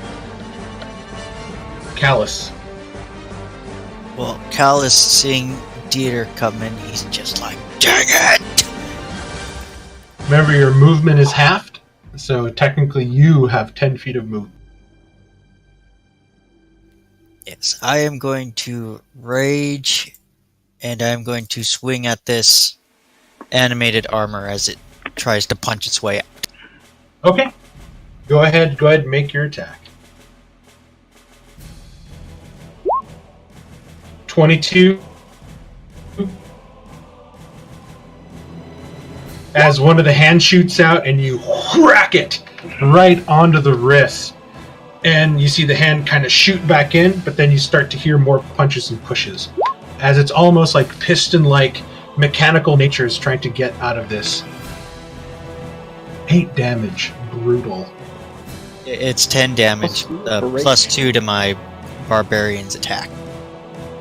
My rage damage. Even worse for me. As you do hear what sounds to be like the falling of metal hitting the ground inside, kind of dulled by the sound of the closed doors. Are you going to stay there? Yes.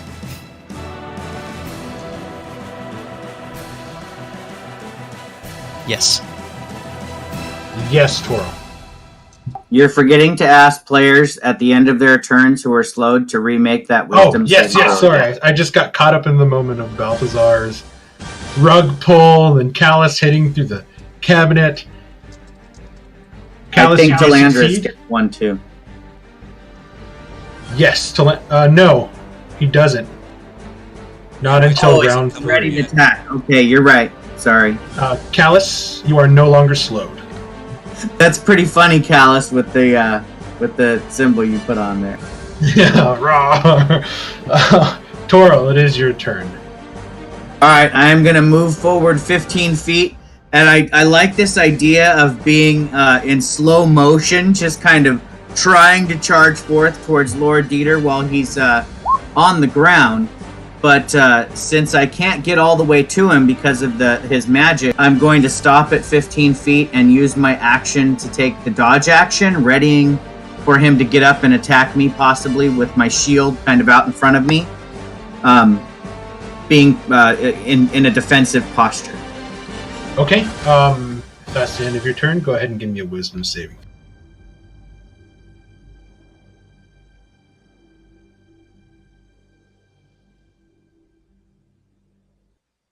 Wait, I'm going to burn my inspiration point and roll that again. Okay. Please. 14 is the magic number, and you are no longer slowed.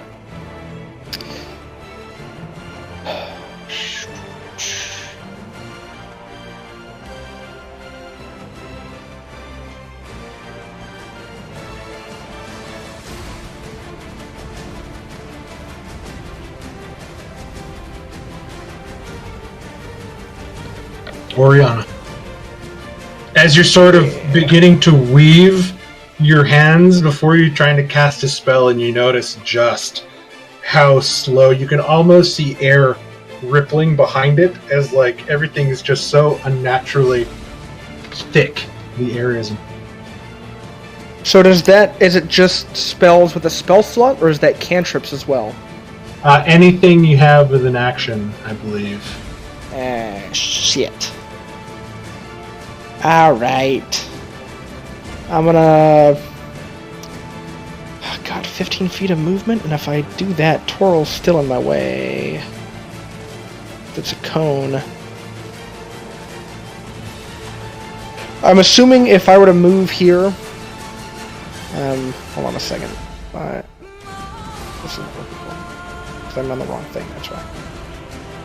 2, 3. That's 15 feet. If I were to try to do a cone thing, that would still get Toral, wouldn't it? No. No. It would Awesome. go here. So this is what it would do. Let me draw it. It would go from you to here, and then it would do one of these, and then it would do one of these, and then it would do one of these. Make sense? So you would still pass him. Okay, cool. Because it would do the 5, and then it would do the 10, and then the 15, and then so on and so forth. Alright. So I think Alpha Spark Shower is a 15-foot cone. So I'm going to attempt to cast the cantrip Alpha Spark Shower, which, if he's wearing metal armor, he has disadvantage on the dexterity save. He is wearing a breastplate, so he will have disadvantage.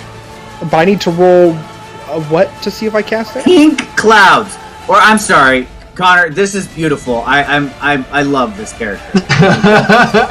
This is one of his special spells that nobody else has. This is just so rad. Okay, so if the creature attempts to cast a spell with a casting time of 1 action, roll a d20. You need an 11 or higher. Otherwise, the spell doesn't take effect. So you start to cast it, and Toral, you begin to watch as this sort of pink cloud begins to emit these sort of lightning, like small lightning shocks and sparks before it eventually just kind of dies out. I thought it just took 2 turns to cast a spell if he makes that roll low. I don't know. If the creature attempts to cast a spell, let me see, on the 11 or higher, the spell doesn't take... Oh, it doesn't take effect until the next turn, so let me do... Yeah, so it's like just a super slow pink cloud. He is not proficient in dexterity saves, but here's the roll at disadvantage. Oh, fuck me. So he did succeed. He's beginning to roll out of the way. Alright. It's that really shitty moment where you're casting it and then you're watching this dude move a lot faster than you should be moving. And you're like, no. So that also takes my action for next turn, huh? So I'm locked into this for 2 turns. You are. But he technically does not know what you're doing. So. Well, that's good. Alright, Jareth. Oh, I gotta remake my wisdom save first. Okay. Yes, you do. Go ahead, Jareth, and start going. Oriana, you are no longer slow. I'm gonna move, and as I walk past Oriana, I see the pink cloud forming, but I'm gonna go here, where I think this is where he's trying to roll to. And I'm actually gonna try to grapple him. Okay. Don't really it's an 11 or higher to make the spell work. Sorry, I'm all over the place as well. So the spell does die out, Ariana. Oh, I see. Okay, cool. Okay, while he's trying to grapple him, yeah. Okay. He is going to use his dexterity to try to escape. So it's just a strength check? For you, it's strength or athletics. And he's just going to use his straight dexterity. Just try to wiggle out of it. You do grab a hold of him, and he is considered grappled. Yes, when I go out, yeah, you need to wait for me until I finish training. So I do not wish to kill you here. I wish to only have you answer for your crimes. If there are crimes that must be answered for.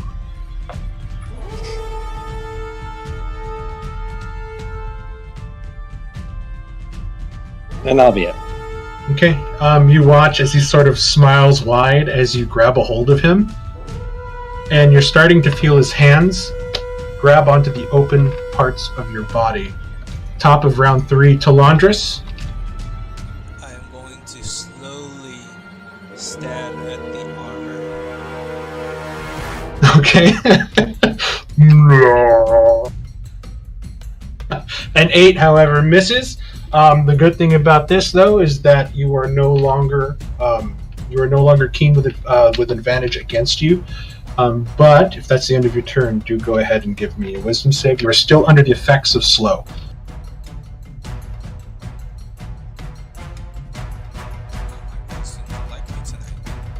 Yes, you guys need to get the juju rolling here because I'm starting to get a little scared. It is Dieter's turn. Am I the only one who's actually hurt something?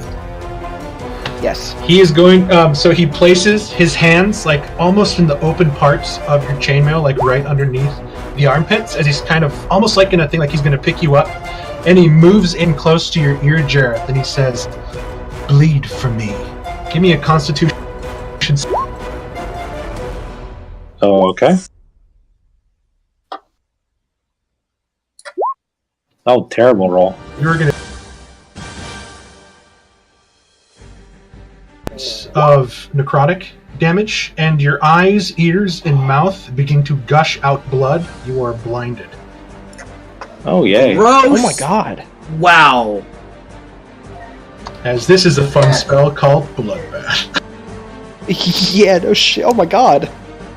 Although, isn't it like he's giving himself a bloodbath if Jareth just puked blood all over Lord Dieter? You can see him laughing, and this guy's fucking crazy. Is he still prone? He is grappled, and he's using half of his movement to stand up. But he is still considered grappled.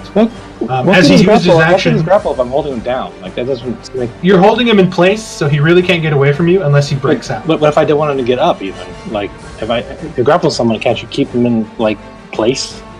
You can use your action next turn to try to throw him back to the ground and restrain him with another grappled makes your speed 0. Oh, so he can't stand up? Yeah. No, he can't stand up. That's the only effect grapple has, is it makes your speed 0. So this is even weirder looking, as you're sort of pinning his shoulders, and he's reaching up into your armpits, kind of tickling you. And now you guys watch as he sort of touches Jareth's armpits, and Jareth is now just puking blood all over him, as he's kind of his mouth is open, his eyes are wide, and he's smiling as just Jareth bleeding all over him. Okay, he dies next turn. Oh my god. This was one chance. Oh, it's the greatest image ever. Okay, it is the animated armor's turn. Is Dieter, is he enjoying this? He looks like he's having... Yeah, he's having a ball.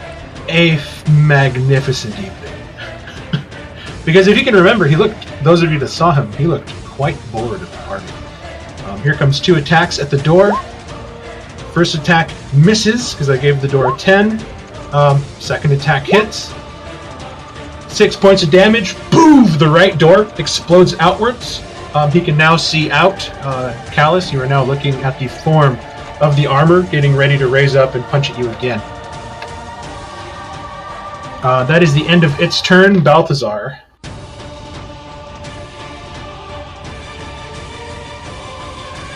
Oh, good golly.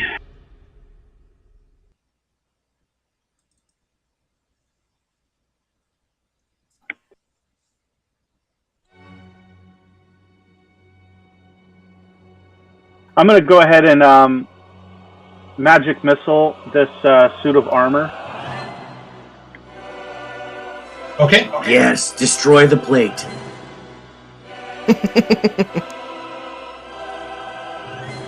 Nice. Oh yeah. That's actually excessive damage.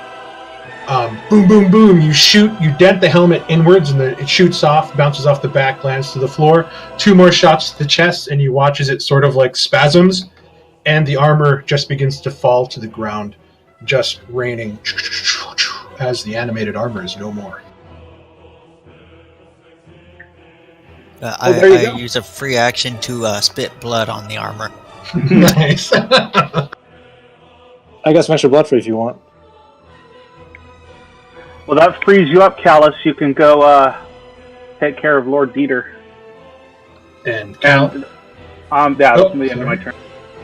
Okay. Sorry about that, David. Callus. I pull my other hand axe out from the handle, and I charge and I go, my actions be just. Okay, he is prone. You have advantage on these attacks. Hurrah!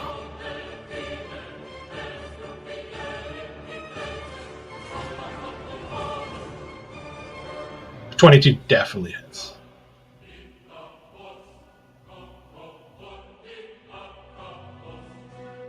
And I'd like to use my other hand as a bonus action. I'm going to use my offhand.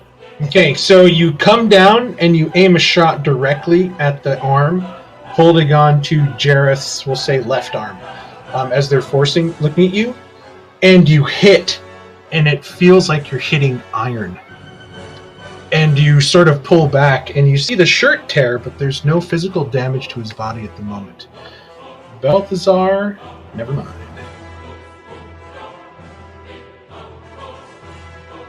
So, it looks like I didn't do any damage to him. It looks like you didn't do any damage to this sort of cackling, smiling madman. I'm still going to bring my other hand axe down.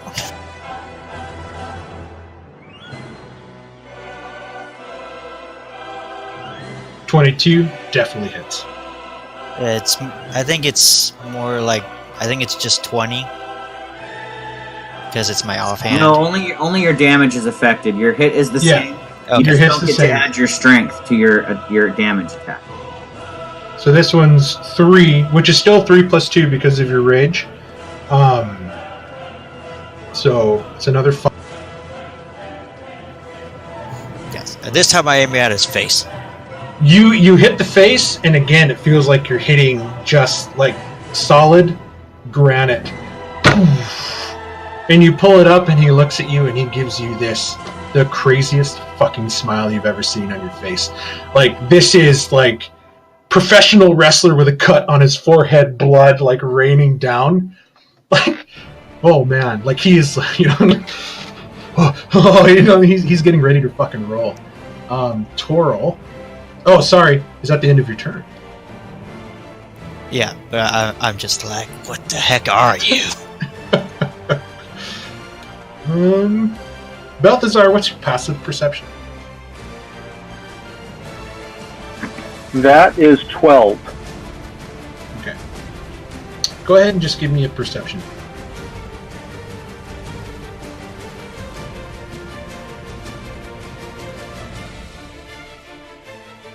Okay, thank you. Tor. Mine is 15 if it matters. For you, it does not. You're currently too far away. Alright, fair enough.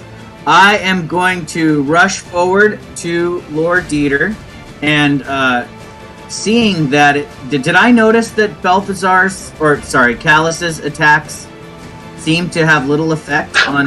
You literally watched. You literally watched his hand axe hit right where this dude's eye is, and didn't. All right, so I am thinking that my attacks need the aid of my god in order to do damage to this cackling madman. So, calling upon the might of Pelor as a bonus action, I would like to cast a spell.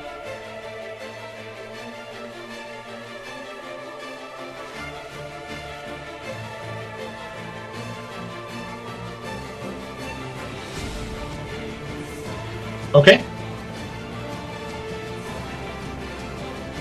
You guys hear Toril sort of with this religious invocation of a prayer of battle. His voice beginning to orate louder and louder and louder as his weapon is coming up. So yeah, you see my Khopesh kind of glowing a bit with radiant light as I move forward towards him. And I will attack him with advantage since he's still prone.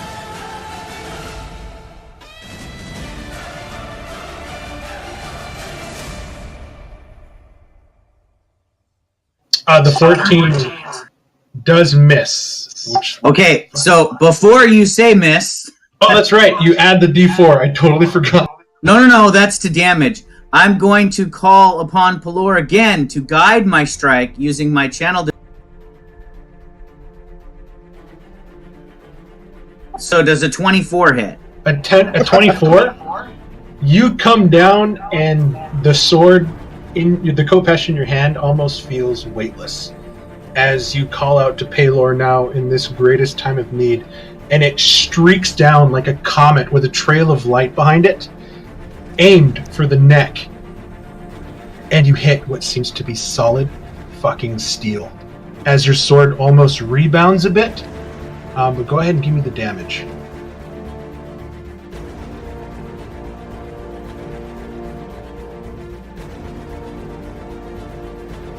And that's actually max possible damage that I can do. Like the radiant and the slashing from the Khopesh is the maximum possible.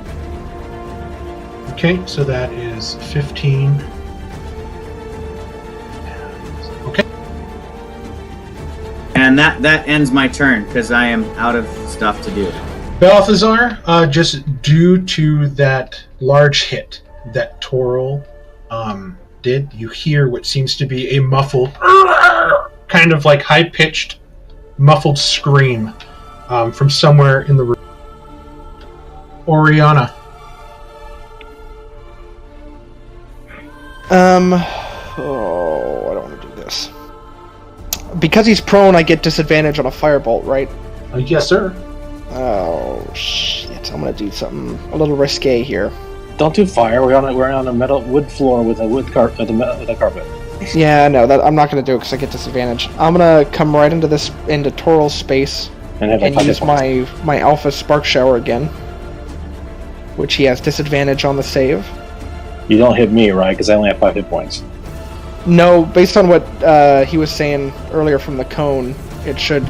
It's 5, 10, 15. And then there, and then further. Okay, here comes his dex save at disadvantage. It's only 2 points. 16. So he does roll out of the way, but this time the sparks shoot out as he sort of moves a little bit in Jareth's grasp to sort of dodge it, and your sparks kind of shoot out, and you start to somewhat singe and sort of mark up the wall and the doors with the electric. This is where I find the rules weird. It's like I'm supposed to be grappling him, but he can still roll out of the way. Yeah, but he's not restrained, so technically he can... Chris, that might help to imagine a grapple is like grabbing a person's sleeve. You're not... It's not a wrestler's pin. That would be restrained. A grapple is like you're holding onto a shirt. Feature reference, because that's what I was looking for. How do you restrain someone? I believe unless you have the Tavern Brawler or the I think it's either Tavern Brawler or Grappler feat. I think it's a grappler. Yeah. Yeah. So the grappler feet, you can make a grapple and automatically restrain them. But I think as a player, you have to make a grapple check, succeed, and then you have to make another grapple check to try to restrain it if they have not broken the grapple. Oh. Okay. Well, that's why I try again. Oriana, is that your turn? Well, after I do that, I'm going to move out of Toral's space. I'm going to attempt to move out of his space, but it's not letting me. There we go.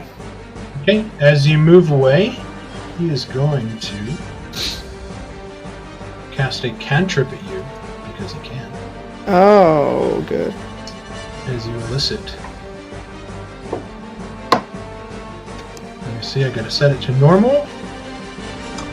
As you move away, you too feel shocks from his fingertips, as he's gonna try to grab your leg with a shocking grasp. 24. Fuck yeah. You take 7 points of lightning damage.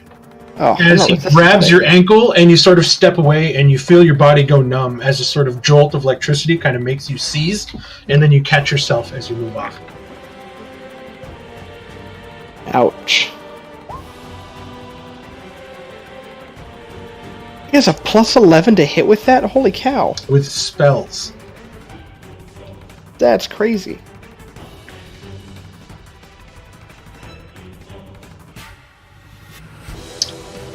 There's something else going on in the background right now that you guys are not aware of. I think I do, but Callus does not. Yeah. Okay. Yeah, I mean, Jareth. I know what's going on, but the character, I mean the player, but not the character. This is a control. This is an automaton.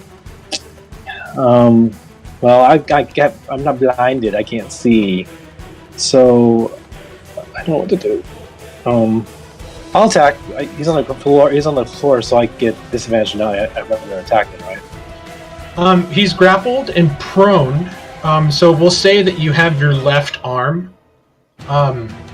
If you're going to attack him, you're probably going to have to drop your shield, or you can say that. Well, I think you're going to have to drop your shield. You would need a free hand to maintain the grapple. I might just. Unless you want to use your shield hand as an improvised weapon and attack him with the shield while he's on the ground. I may end the grapple. To be honest, he touches me again with a spell. Okay.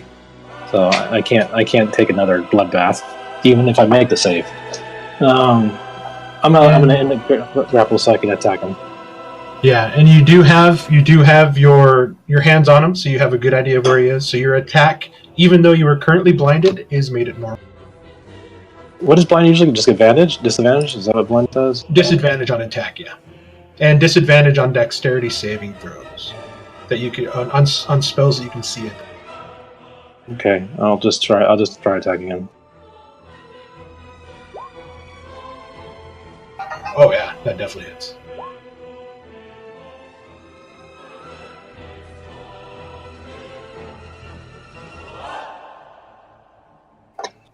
And then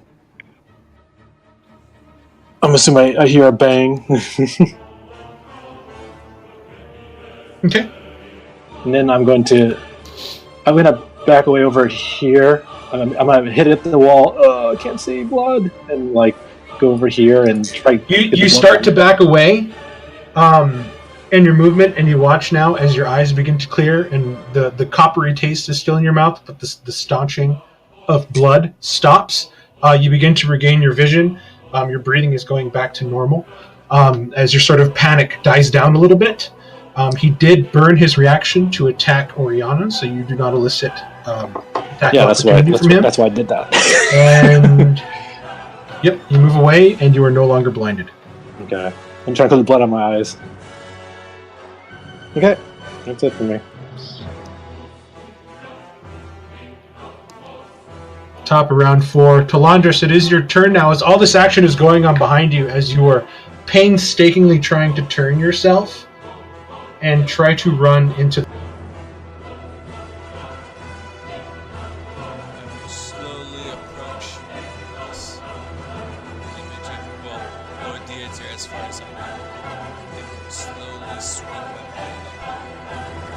Okay, he is still prone, so you have advantage.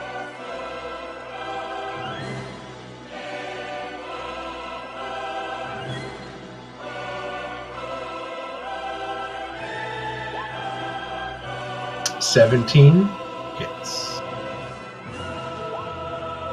Okay. Oh man. And you bring down your sword and you hit square on, but again you sort of feel it rebound him off a little bit. Balthazar, you're starting to hear what sounds to be like a muffled whimper that goes on and off somewhere around your vicinity. So I can't pinpoint like directionally if it's way up here. You can use your action on your turn to try to pinpoint the noise, but using these rolls that I'm giving you and the passive perception, you're not really picking it up. Okay. Okay, that's Talandris' turn. Dieter is now, who is no longer grappled, is going to stand up. Move the light over here. Thank you, Dieter. He is going to take your light, friend.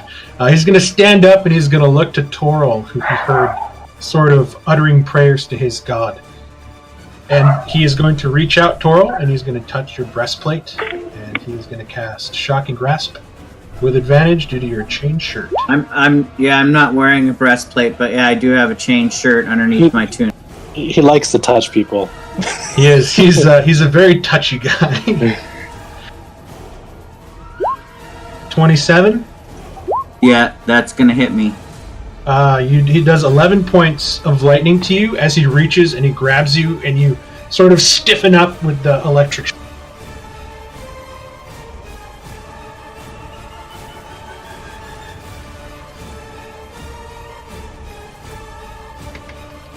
Give me what I want, he sort of screams through his teeth a little bit. The animated armor is dead. Belt is... Give me a second. I had to walk downstairs. My dog just went ape shit like someone was at the door and stuff. No problem. It's times like this I need elevator wait music. So what I wanted to do is kind of investigate these noises that I keep hearing.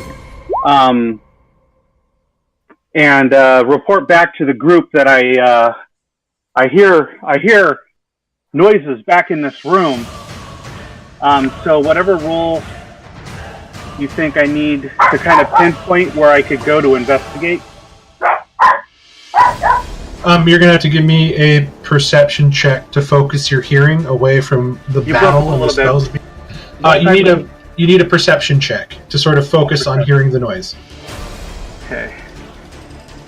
I've used my inspiration. This is the worst. To be completely honest, that inspiration, knocking him prone, helped out a lot. Yeah, I knew that was the way to go. So, okay, here goes my perception check. Jareth, you got my inspiration. So I'm gonna move. There's only 2 Wizards left, wizard, and you're behind one of them. But which one? To kind of come back towards the center of this room. I did roll like shit on that perception. Can you at least tell me, is this like a door or a window? What is this? It is. There are 2 very large windows. And you can imagine now that you're sort of sticking out the back of this building, and that these rooms are kind of built like sticking out of the wall of the main hallway, at least on this side. But these are very large windows with what seem to be like hurricane doors or hurricane shutters that have been closed from the inside. So they are closed. You cannot see from the outside. But you can kind of see like the handles. And then I'm assuming the perception check that took my action to make that roll, right?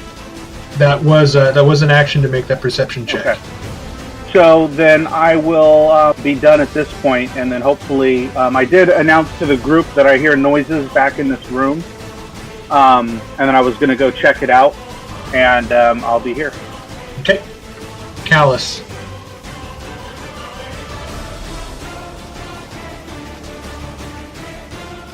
So I'm going to...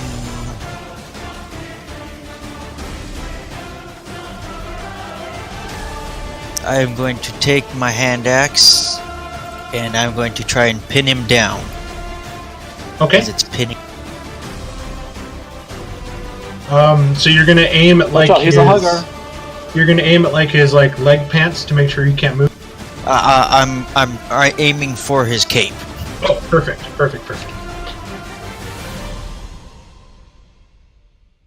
Go ahead and post pinning shot.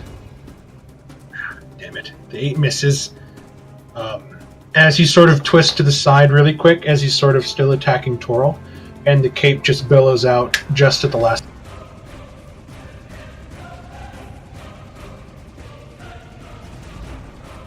And that takes your entire action to do that, right? Yes. And then you can still use your bonus attack, I think, with this. I think the only thing this thing messes with is with multi-attack. So if you have multi-attack, you're sacrificing both attacks to do one pinning attack, but since you're a 2-weapon fighter, you still have your bonus attack with your... I'm not a specialized 2-weapon fighter, but I am using 2 weapons. Yep.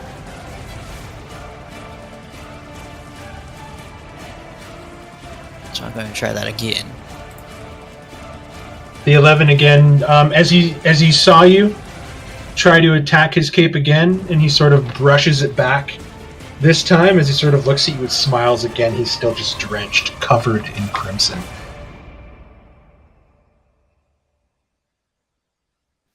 I will snarl in his direction, as I am also drenched in blood. Now, can you do me a favor and link your rage?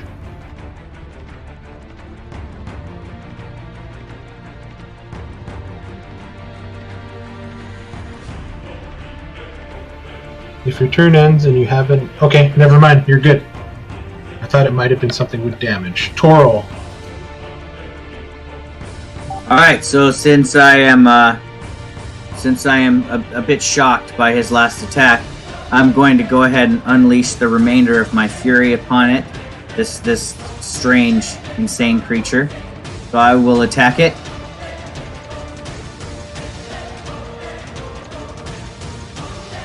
Awesome. Son of a gun.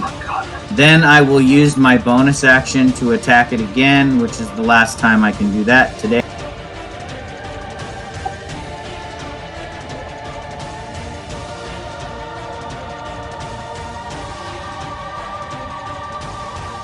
That does work.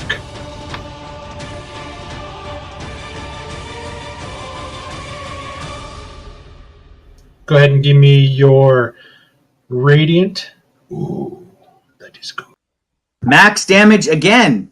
Another 15. Okay.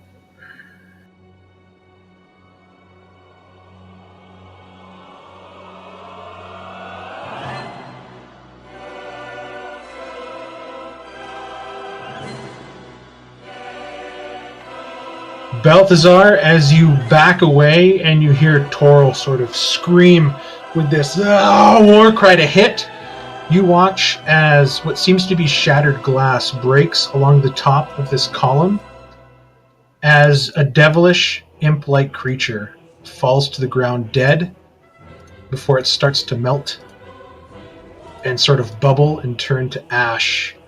And now for the first time, Toril, as you sink your sword into his shoulder with the blinding flash of radiant light that carried over, you're starting to see the first signs of panic now, as the realization of his situation has begun to sink in. Aha! Your defenses are not impenetrable. Pelora is always victorious. Worthless imp, he says.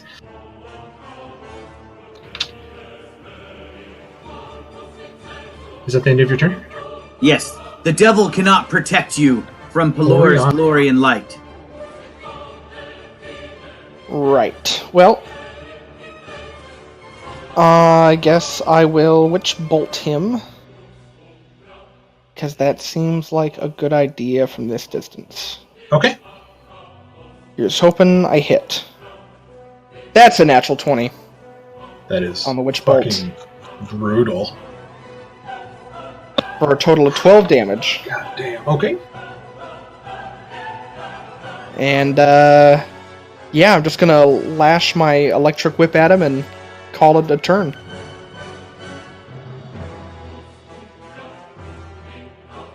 Whew, that one hit him hard.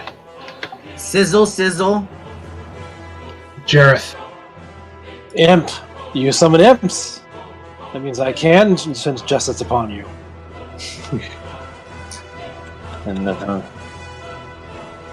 and try to attack him on. Okay. 23 definitely hits.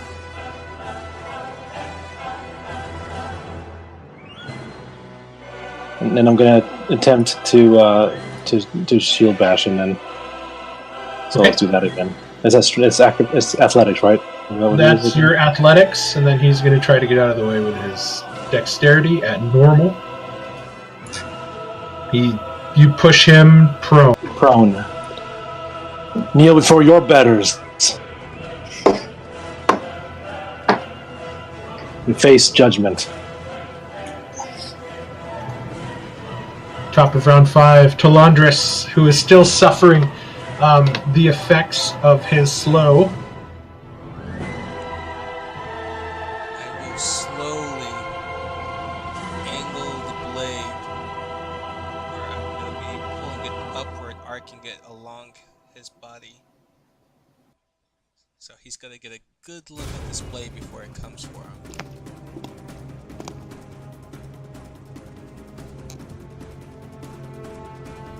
Oh wait, and you said he's prone?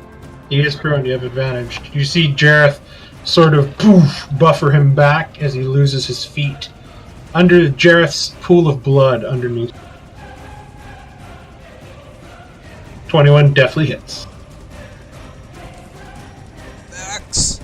Wait, that's not max. Almost max.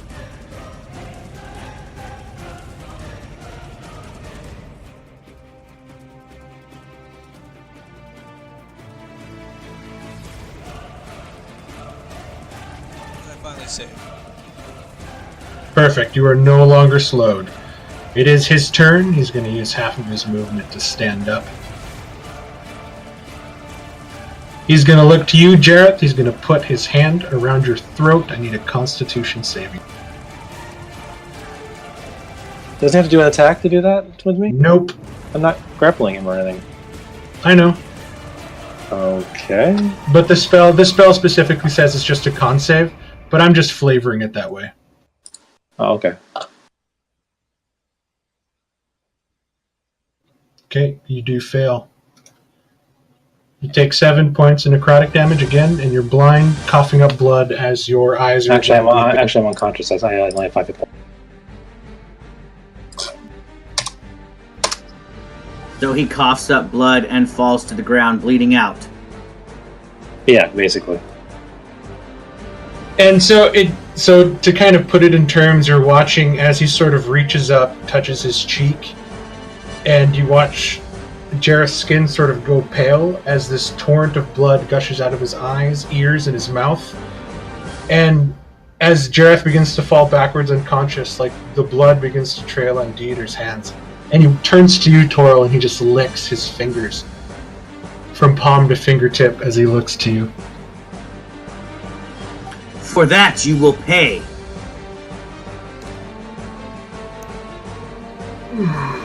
Balthazar, stick one of your axes in the back of his head.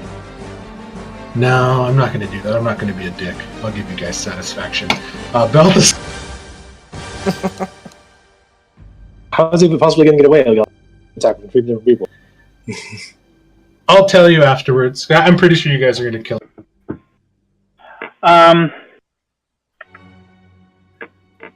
Well, I'm going to stick with the trusty magic missile. And I'm going to aim right for Lord Dieter. Give it to me. Ooh, max damage. Guess what? 15 points, and he's.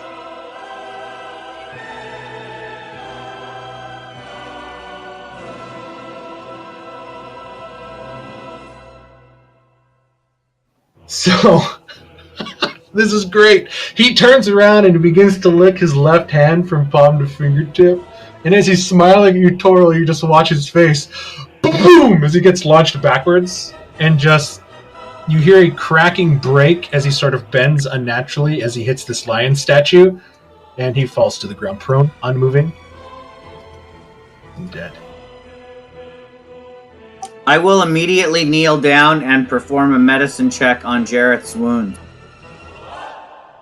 I'll use, wait, let me check if I have a healer's kit. I think I do, but I don't know if I do.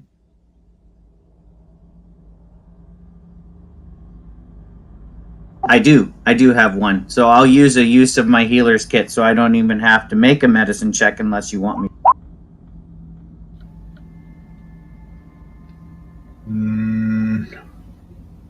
Yeah, I'll need you to.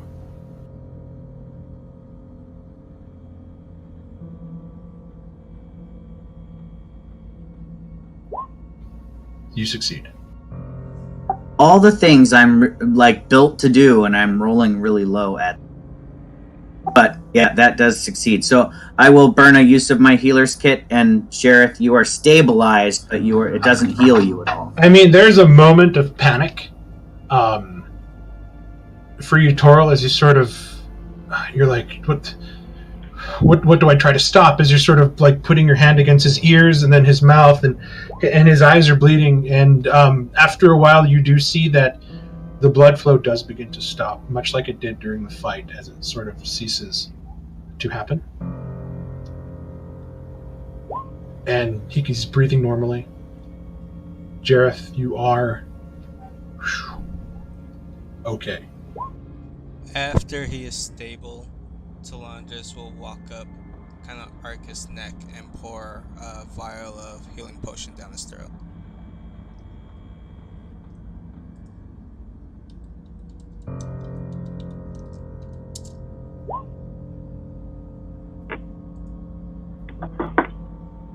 I do want to say Balthasar feels proud having killed Lord Dieter, not really paying attention to the royal blood line that Toril had mentioned earlier. Well, my concern is that we have a dead royal in the upstairs of this house. Did anybody find the imp or any evidence that Lord Dieter was in league with anything dark? Because without proof, we've just assassinated a royal. I'm going to in his house. Talandris, give me a perception check. Okay, never mind, Talandris. Don't give me a perception check. Okay, go ahead and inspect his body. Can I help him out with that? Because I also want to inspect the body after hanging on the clanging against the skin. Alright, I'll just give... I'm going to step back and set up my medicine kit for anybody that might need tending for their wounds. 17.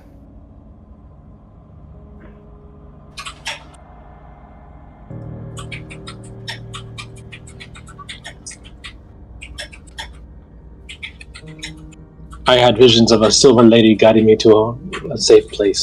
Then I came back. Okay. Oh, so you both wanted to roll and check his body differently. Oh, I thought he was giving me advantage. Yeah, no, I was rolling as well because I wasn't sure what your investigation was. But I mean, we both got 17, so it's not a big deal. Oddly enough, what you're seeing on his body is kind of just what he was wearing to the party.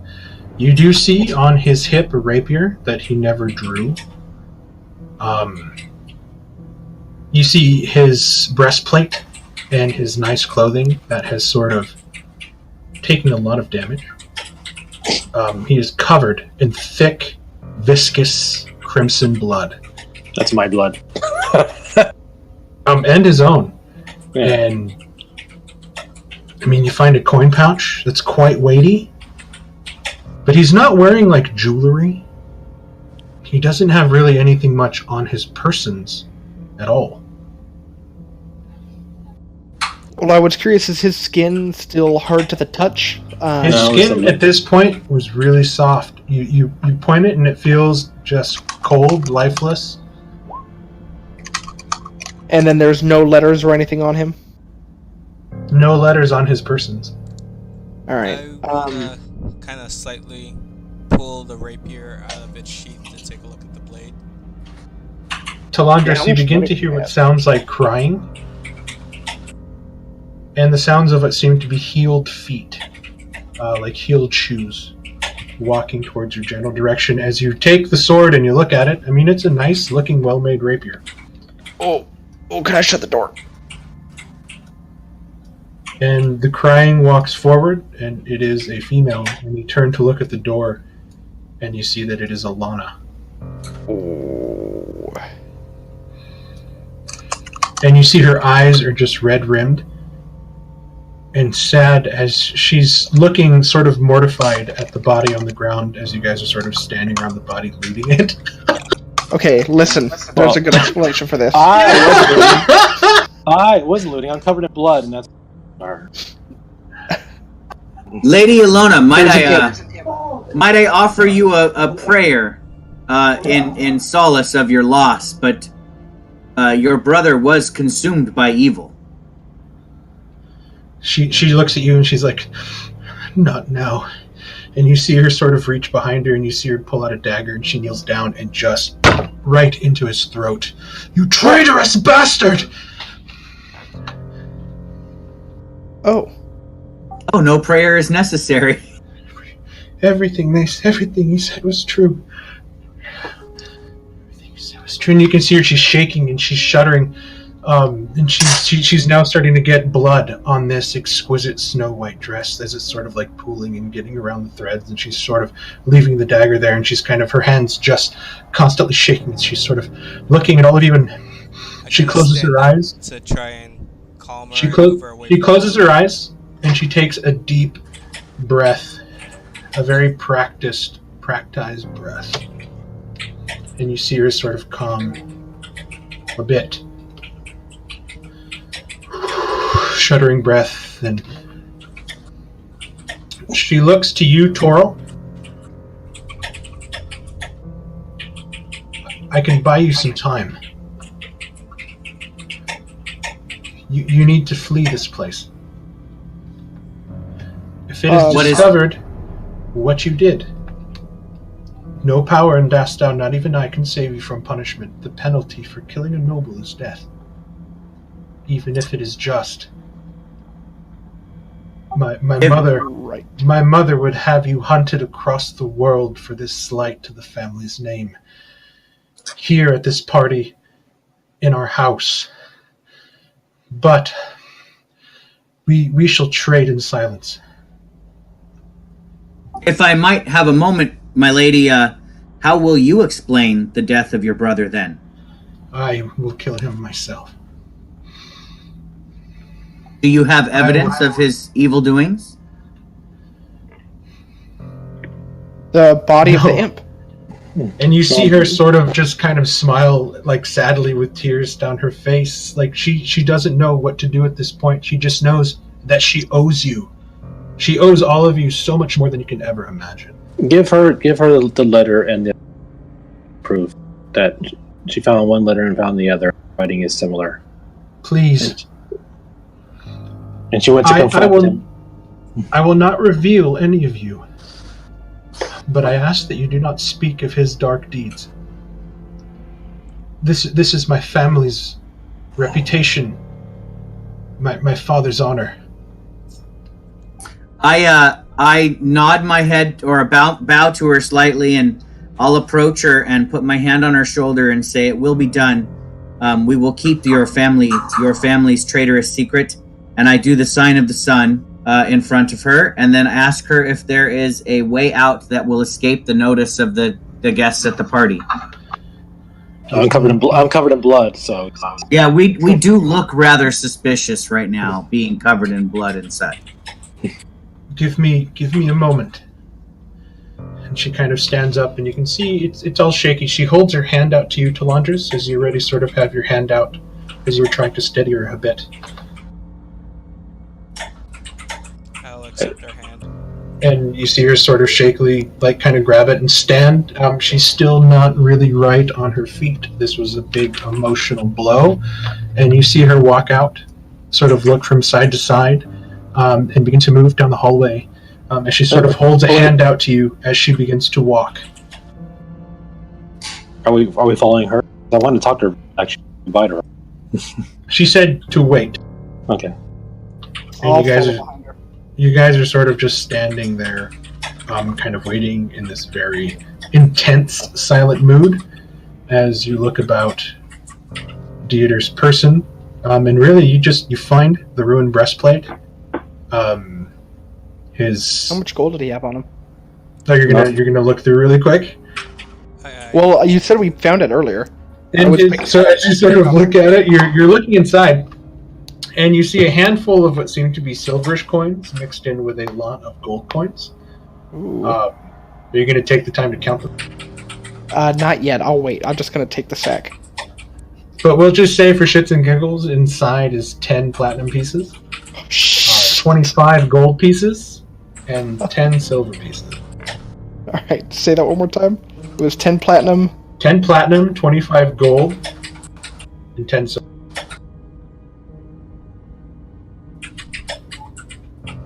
The footsteps hurriedly make their way back, coming through, and she's, in exchange for everything you've done, I know it is not much, but for the amulet of my family that you've returned, she holds out in front of you a very large, heavy satchel.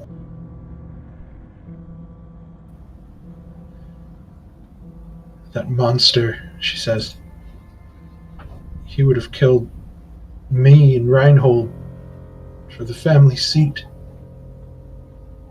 Even if the people know of the lives, or if they cannot know of the lives that you've saved, the countless number, I am eternally in your debt. Even if the people cannot know of the lives you saved, the wrongs you righted, I will never forget what you've done for my family. You have a friend. Here, on this day and all days hence. If there's ever any need of my assistance, you know where to find me. And she hands you this large sack, and she's like, this is the rest of my own personal coin. Inside you will see 60 platinum suns. You deserve much more. Much more. I want to walk up to her and I bow and say, do not take this too much to heart. All great houses, all great trees sometimes get a bit of rot. You have helped clear your family of this stain. And I will pray that with that blessing of that necklace that we've given back to you, in the long life it will grant you, you'll make your family even taller, even greater. As Jareth says that, I give a slight bow as well.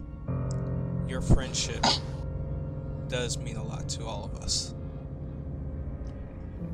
Kals goes up to her, and he's just like, I know what it's like to be betrayed by the ones you love. Just know that while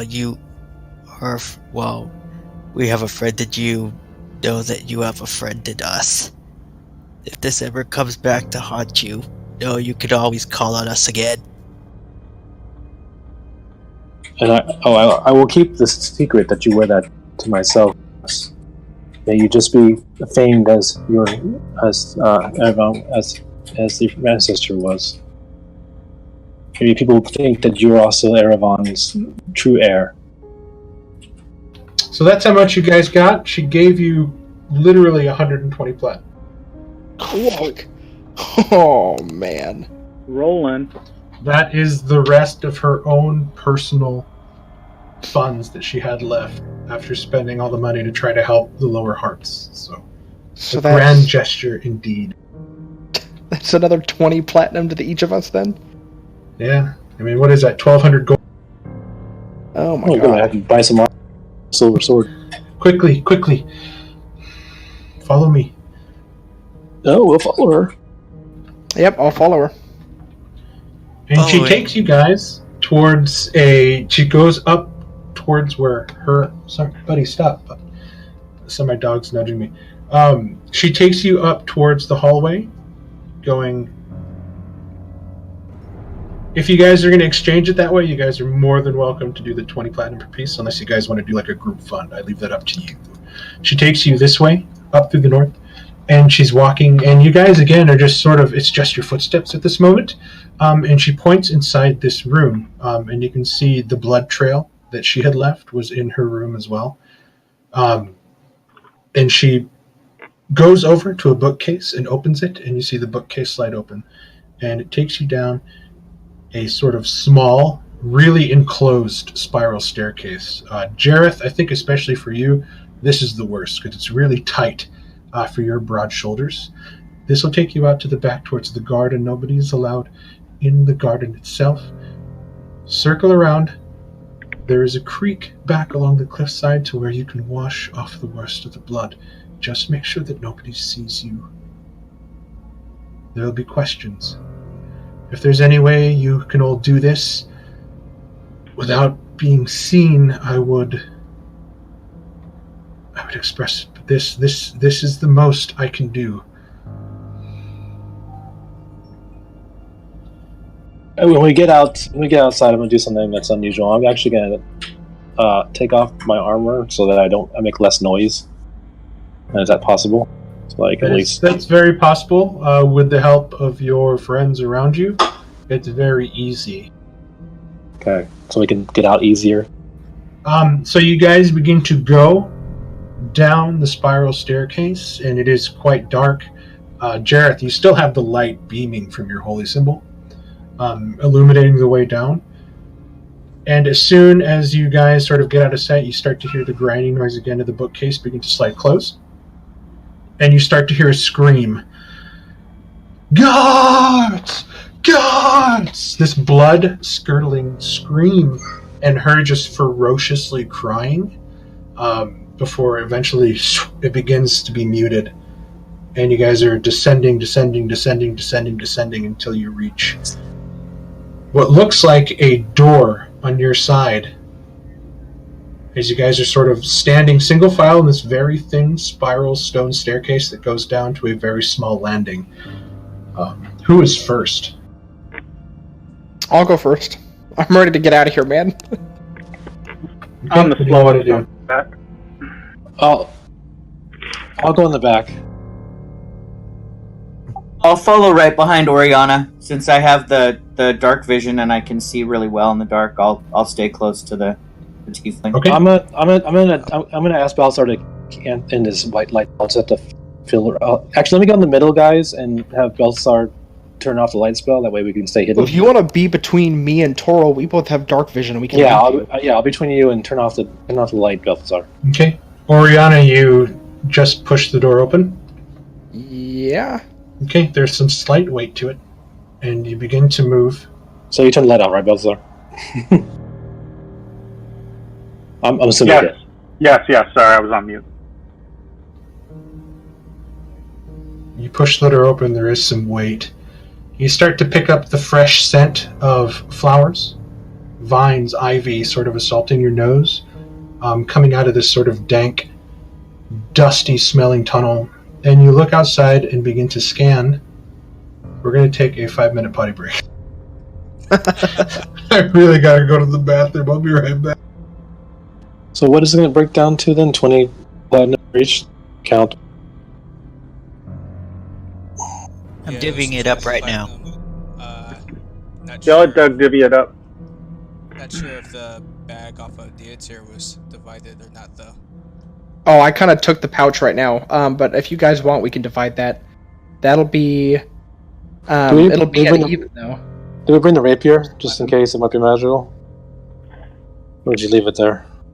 I left it. I figured. Oh, I thought Talandros grabbed the rapier.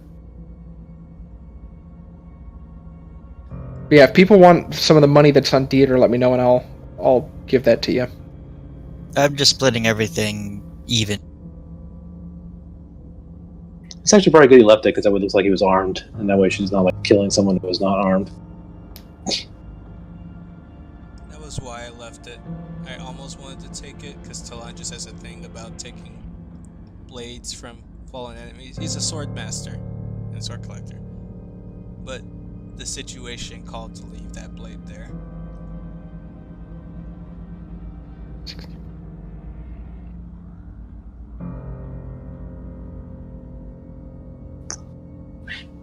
Yeah, I went into that fight unfortunately handicapped. I had no more spell slots and I had no more lay on hands because of that stupid duel.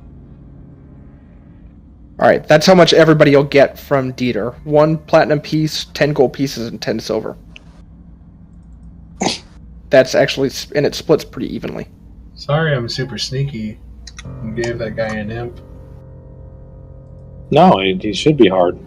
It was I wanted to scare you guys, so I kind of gave him a warlock's false life, but I used the imp to act as his health shield. I'm just glad I got to challenge you guys a bit. This is the first time I've really challenged you guys in a fight, because you guys just fucking steamroll everything I throw. Well, in my defense, I have no spell slots. Leon. You know who did it right? The duel. Jareth's greatest nemesis.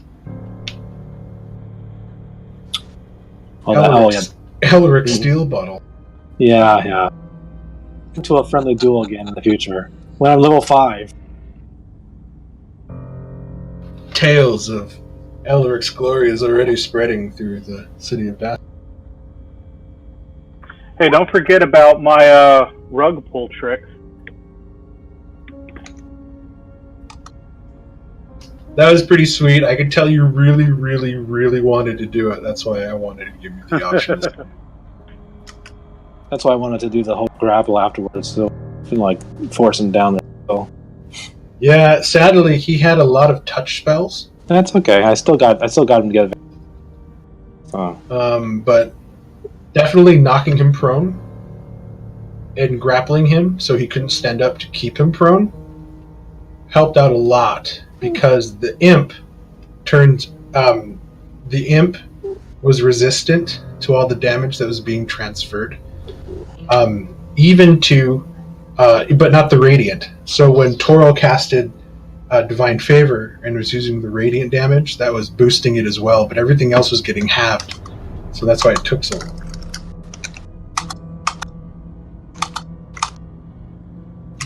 Do we have everybody back? Callus, I posted the even split for Dieter's gold. And that's converting the platinum into gold, the leftover platinum into gold, and the leftover gold into silver. And it comes out evenly that way.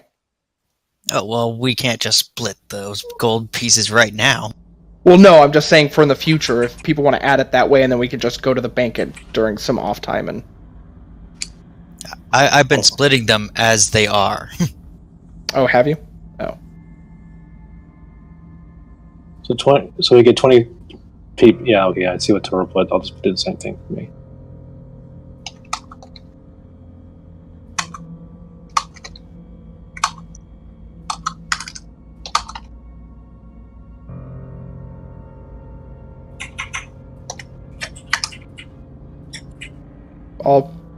Callus, I'll post what Dieter had fully. Or no, you have it up there. 10 platinum, 25 gold, and 10 silver pieces.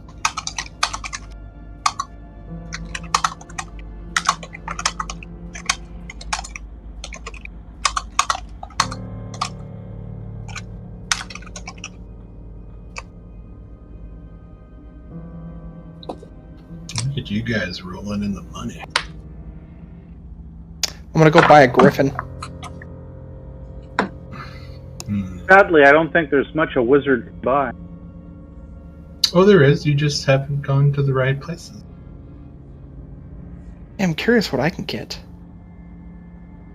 Looks like I can get Mark, I would. I assume the next opportunity I get, I'm going to go ahead and subtract it from my character sheet now, but I'm going to go donate 25 gold pieces to whatever church Tyro said he was going to.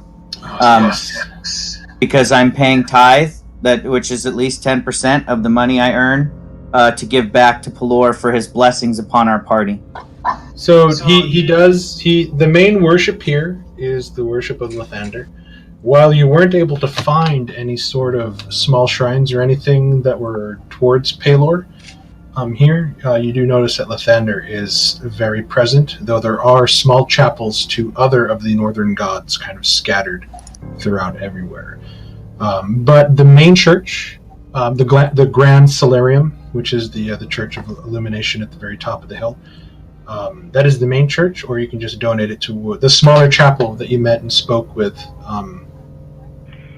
the older deacon that told you the story of Ollivander Dawnbringer, which... Oh, yes. That's where I want to go. I forgot to put that on there, but I'll add a handout of exactly what he told you and kind of the histories that he shared with you. Excellent. Yeah, so I would actually go visit him because he gave me a really good lesson about the religious customs here. So I will go ahead and donate the 25 gold to his church.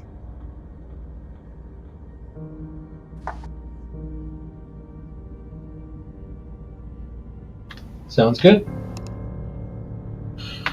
Okay, Oriana, you push open the door, and you see the funny thing is you see what seems to be strands of ivy that are being pulled away and kind of snapping. And you stick your head out and you look, and it seems to be a stone wall on this side, completely covered with a growth of ivy. And you push it open just enough to get out, and you look about, and the garden area on this side is very, very empty. There's no lanterns. It is pitch dark.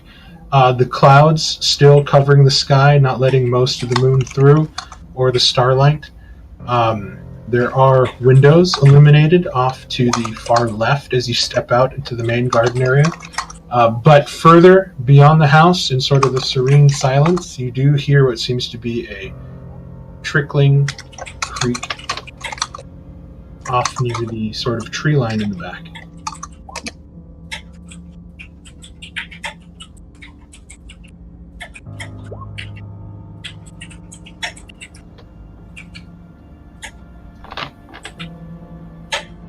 Hey, Jareth? Yeah. So, quick question. I know you want to make a silvered sword. Mm-hmm. Using your father's... No, I left my father's sword. In order to honor Erevan's memory, because I was taken to his tomb and I didn't want to be a grave robber, okay. I left my sword in the tomb with him. Okay. Basically, I wanted to make sure that it wasn't something we forgot about. No. I didn't feel right just taking things from there, so something... And yeah, you do hear the sound of what seems to be a trickling creek of water off in the distance.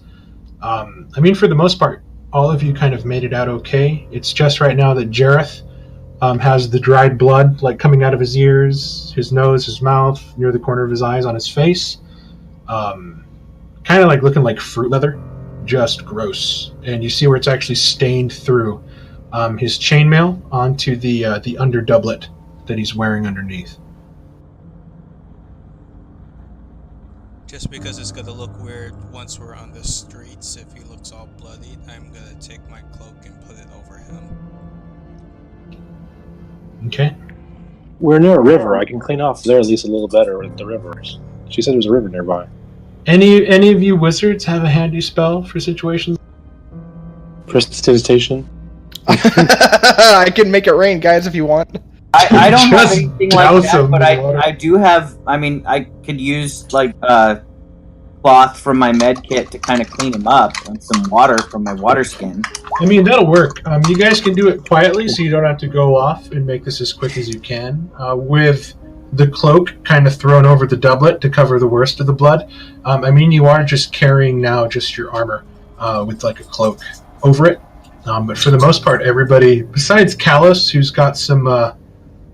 He's got some heavy bruising and cuts along his face. So does Talandris. Broken. I mean, Talandris suffered a pretty nasty punch as well. Mine was to the chest, though. You said I just have a damage in the armor. Oh, that's right. Lucky for me, Mark. All that damage you did to me was shocking grasp, so that only does internal bleeding, so I look fine on the outside. But yeah, same here. Weeping on the inside. And technically, if I have the time while we're cleaning up Jareth, I can fix the damage you did to me with the punch to the armor. Absolutely. You can definitely begin to mend. It takes a minute to mend, and it's definitely taking a minute or more to sort of get the worst of the blood off of Jareth's person. And after a while, you guys begin to follow the trail out, where you exit out of like a sort of servant's entrance on the northeast portion of the mansion area. And you find yourselves back out on what seems to be a small gravel alleyway. You look off into the distance and you can see a well-lit main thoroughfare, which also looks like gravel, but it's much like the path that you guys followed on the way up here, where you guys were seemingly jumped by the odd, rabbit, masked person. Well, his employer's probably been killed now, so he's not getting paid. Dieter the whole time. I'm gonna get my shocked face.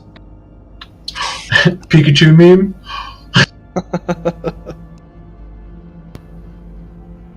Balthazar did really well.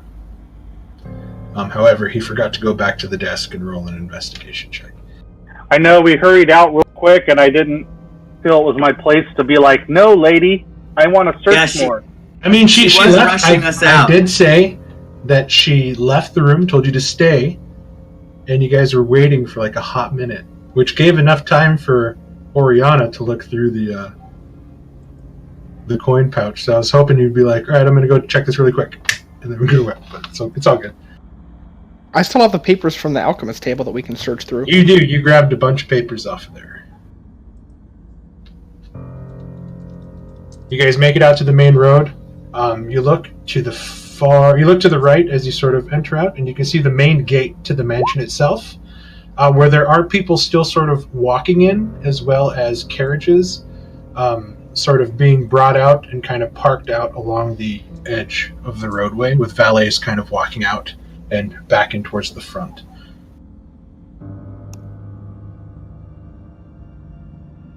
I guess we just go out the front gate. Well, you guys are on a side alleyway, probably about 200 feet away from the main gate. Do we have to go through the main gate to leave? No, you guys are on the main road looking at the main gate with people going in and out. Oh, well, right. Now that we're out of the house, we're not in the vicinity of the mansion, I'm going to put my armor back on, because I was only trying to keep us from being detected while we were close by. Now we're a little bit further away from the house. Yeah, I mean, it takes you 10 minutes to don chainmail armor, so are we gonna just stand around for 10 minutes? Relax. Okay, we can I think you should just carry your armor and we go. Okay. That's when I get attacked by Rabbit Man again. Okay, so are you guys walking towards the main gate, or are you guys gonna try to follow the trail further to... I think we should probably follow the trail. Okay, so you guys are moving away from the main gate, still on the main sort of gravel roadway through these mansions and these tall hedges, and you guys begin to sort of just crunch down the road. You do hear what sounds to be a carriage making its way up the road towards you, and you guys move to the side. Oh god, here comes your carriage, Balthazar. The carriage trundles past. You guys continue walking. After what seems to be... Hold on a second.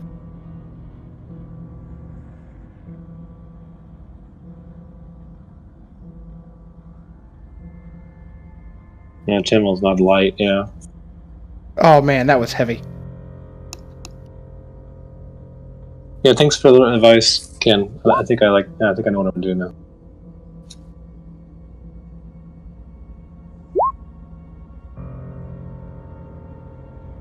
I can't imagine fighting in it for a whole day. I can't imagine wearing it all the time. It would. I mean, I guess you'd build up, you'd get used to it after a while, sort of. But it would be heavy all day, all the time. Yeah, after 5 minutes, I was sweating and tired. Okay. Yeah, I was too. Sorry about that.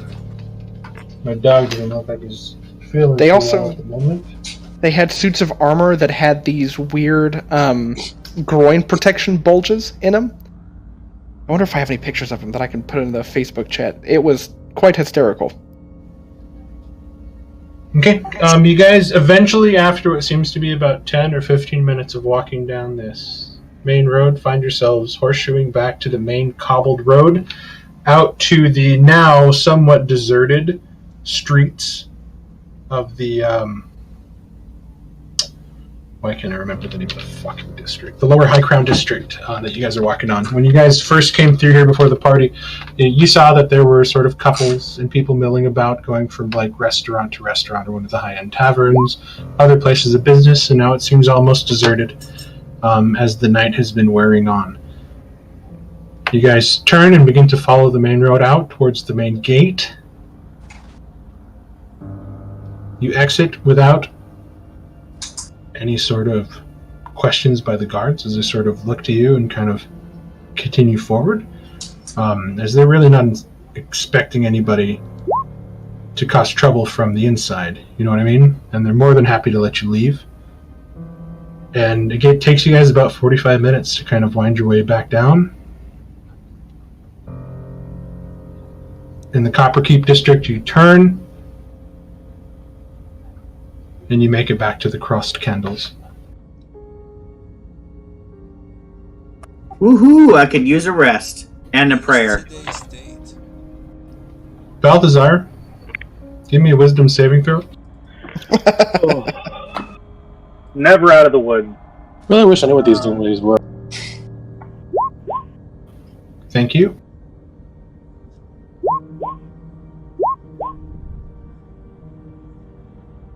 I'll start getting concerned when he starts eating fish raw. What did you say, Doug? The current date, I want to make sure I'm reading it on here correctly. Is it the 21st? It should be it should be the 27th right now.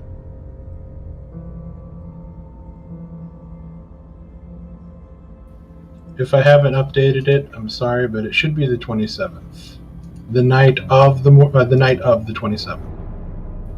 Yeah, that's not even close. Sorry. I haven't updated it in a bit.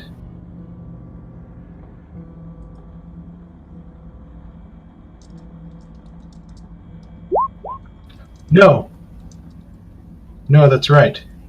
Sorry. It is the 21st. Tomorrow will be the 27th.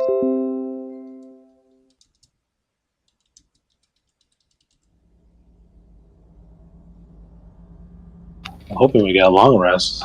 So you are reading this right.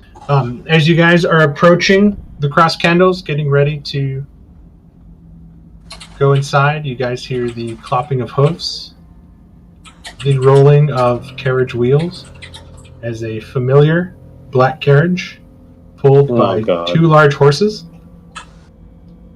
pulls up and stops at the front. The door opens as the coachman gets out. Looks again to you, Balthazar, bows deeply. But I rolled a 17. Wizard Balthazar?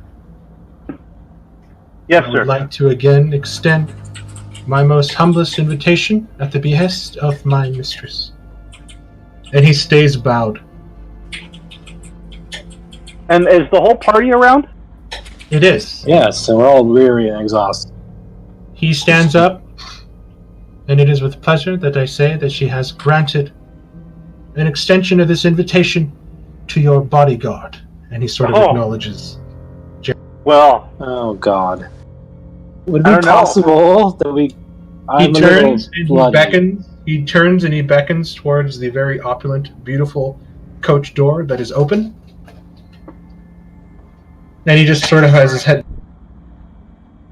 I place my hand on your head, Balthazar, since you're so short, and I do the sign of the sun in front of you, which is kind of like the sign of the cross that Catholics do, except there's 5 points to my sign instead of 4, so I do like 3 to the top and 2 to the bottom. And I say, I think Pelor will be with you. Either I or Jareth would be happy to be your bodyguard for the adjournment. But I think that you should go with this man, as you are a wizard and set apart a bit from the rest of society. Perhaps their information will benefit you and only you. I am very curious as to this mistress and why I'm being summoned. I asked, may I at least prepare myself to meet your mistress? I'm blood. Can I please at least clean myself, don my armor? If it pleases thee, I am prepared always, since Pelor is always by my side.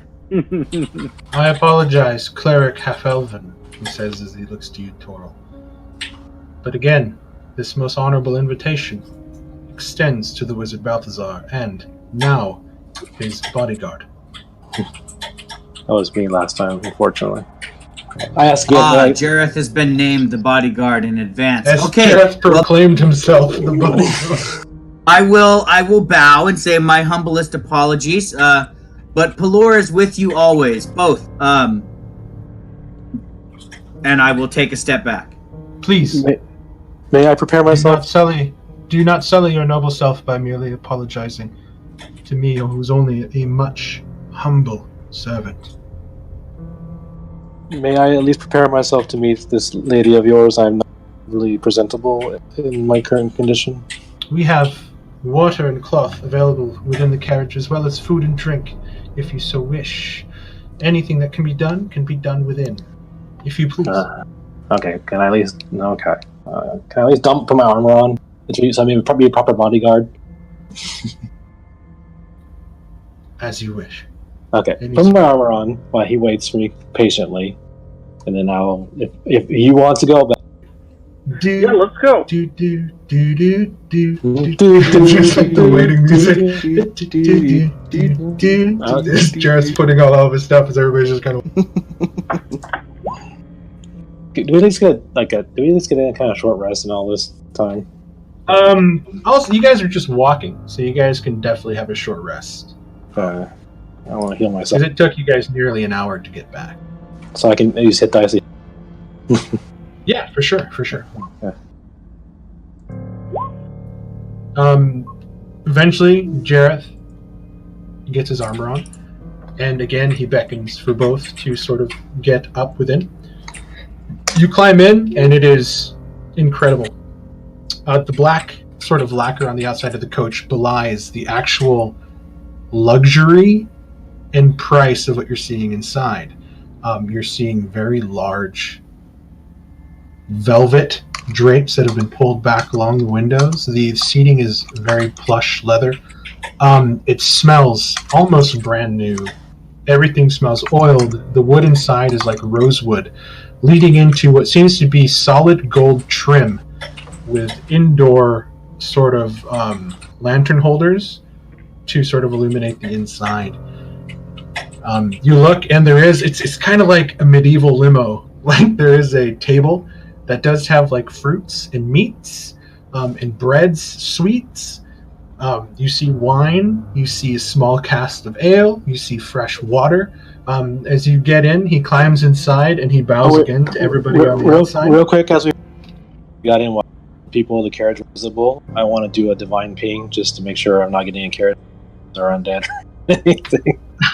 You do a ping? Yeah. You can pick up a faint hint of fiend close by. Yeah, I've used that one. It's behind the right. And you remember that it is there's that faint hint coming off of Orion. Yeah. No, okay, but nothing from them. Nothing from them. Okay. Shall we ride, my friend? I've seen so much opulence this night. He pulls a silvered bowl. He fills it with fresh water. He sets it down before you, and he hands you a pile of what seem to be very nice, white, clean linens. Like, the linen themselves seem extremely expensive. Like 100 thread Egyptian cotton, that kind of bullshit. Are you sure that I'm going to ruin this fine linen you're giving me? I feel bad cleaning myself with this. It's so nice. This is what is provided, sir. And he sort of closes the door, and you guys watch from the outside as the carriage rumbles off into the darkness. Try to watch as long as possible just to see which direction it's going. You see it goes straight. After about 150 feet, it begins to make a slow left, and you lose track. Well, guys, it was nice knowing you all. What would you guys like to accomplish? The people that are left inside, left at the cross camp. I know a really good dessert place if you guys want to go to that. I'm gonna go inside, and I'm just gonna get all cleaned up. I'm gonna set my nose, and I'm just gonna sleep the night off. Since you're the first one who said you walk inside, you hear Thimin from the back, and he still seems sort of there, sharpening his axe. As you walk in, he looks at you. He's like, "Fucking hell! I thought you said you were going to a party." Yeah, you should see the other guy. You should see Jareth. And he's literally the only one that's up. Everybody else is sort of gone. Jareth really hit that punch too hard. I'll follow in behind Callus after a minute. I'll ask Thimin like, where's everybody? They all turn. A couple of the boys decided they wanted a little companionship, so they went down to one of the brothels. Everyone else seemed to have turned in for the night. I get you. But as for me, I've had too much excitement for the night, so I'm heading in. Aye. Try not to wake me when you come up. No worries, lad. I don't like to sleep anyway. I also would like to retire, if possible. Easy enough. If you guys are each going one by one, those of you that want to take a bath, the baths are open. Oh, absolutely. Oh yeah, I'll take a bath first. Okay. What did you say, Talon? Oh, I just said ditto. I did originally ask what time of night was it. Oh, it is super late. It's probably like bordering on midnight. As you guys get in. So you and Toril go into the men's bath, easy enough. Sort of like just a communal place where you can they do have hot water that comes in from below, and you guys are able to scrub off the worst of the night, the blood, the stains, kind of scrub off what you need off of the clothes that you have. Again, Oriana, it's great, except now you just have it to yourself. Yes. You guys each make it into your bedrooms, after which you do walk into the room, causing Venena to sort of wake up and look before she gives you a nod and kind of lays back and goes to bed. And you guys sleep off. After you clean the worst of everything and you feel settled in, Jareth, the gentleman reaches into his pockets and he procures 2 black linen blindfolds. Oh, he holds one out to you, and he holds one out to... I don't normally like to blind myself. Well, we've come this far. Please rest assured that I would never wish to hurt you nor my mistress. This is merely a precaution. Very well. I put the blindfold on. And you guys are riding in this carriage. And you feel it tumbling, taking turns, moving. Can I be like Sherlock Holmes, smelling things, listening things, like be like Sherlock Holmes? I mean, you can. If you want to give me a perception check, you can. I smell the bread from the bakery. I mean, really, you smell all the food inside. You smell the sort of slight almost turning to vinegar scent of the wine that's sitting open, that you guys probably haven't drank. You smell the wood polish inside, and you feel the twists and turns that this carriage seems to be making. But the most disorienting thing about this is you have been in this carriage for what seems to be an hour. They're going in circles. It seems like an eternity, almost to the fact that you're probably picking up that they're taking as many turns as they possibly can to disorient you even more to the actual place that you're going. Probably going right next door to the tavern. Yeah, you're going next door. Yeah.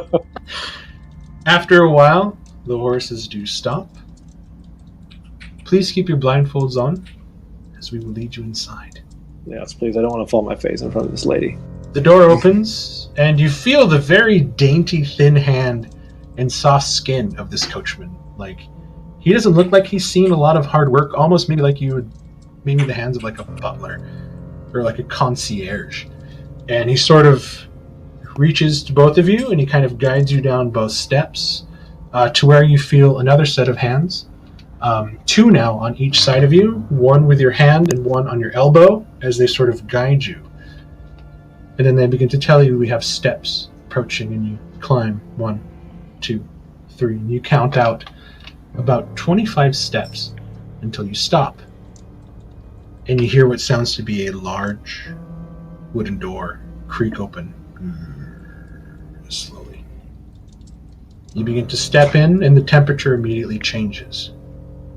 From the outside coolness to a very nice, comfortable warmth that sort of envelops you like a blanket. Do we hear like the crackling of a fire? You don't hear the crackling of a fire.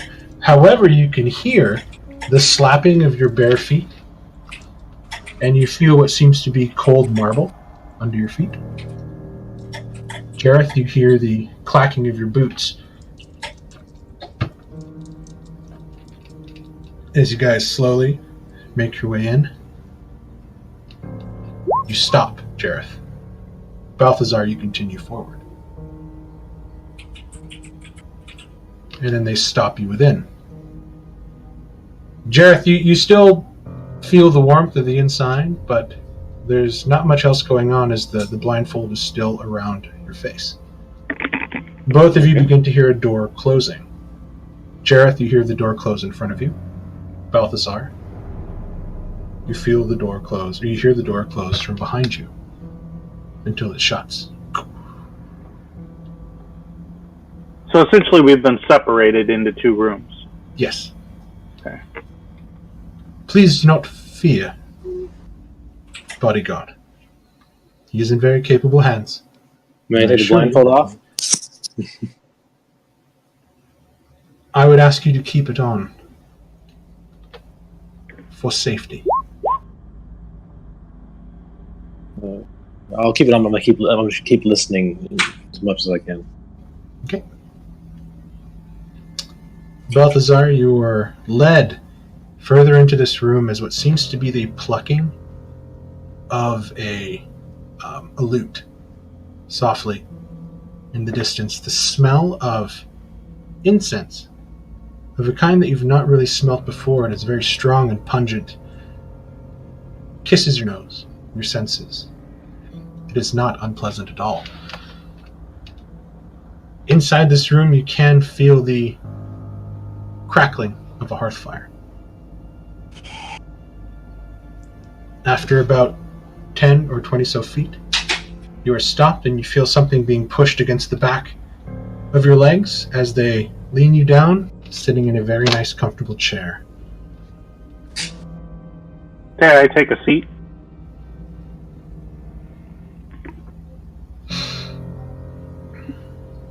I'm assuming I get engulfed by this seat since I'm so small, like it's meant for a full-size human. This seat, you fit in perfectly.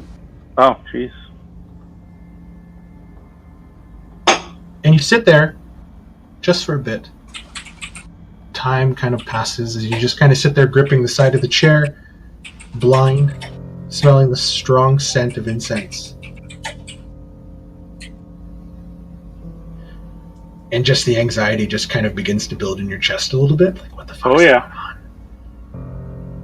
And after a while, you hear a very sort of beautiful, melodic voice kind of call out. He's like, Don't you know it's rude to keep a woman waiting? Sorry. I was a little nervous by the invitation, and your driver wouldn't explain whom I was visiting. Why were you nervous? Were you afraid I was going to eat you up?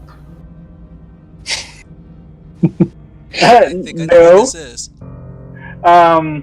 But I am in familiar land, and there is a plague going on, so there are lots of reasons to be nervous in these times. I can understand. You and your companions have seemingly stumbled into something. And for that, I can only say I'm sorry for the fate that befalls you all. But Destiny has a plan for you and your companions. Let's just hope your candlelight can survive the storm. I hope so. Now, to get down to business. And the loop stops. And you hear somebody begin to walk away. You're picking it up to your left, moving away. The sound of a door opens and closes. You have something that belongs to me. Uh-oh. Something that I've been searching for quite some time. You have no idea how much my heart leapt when I saw you tracing the magic.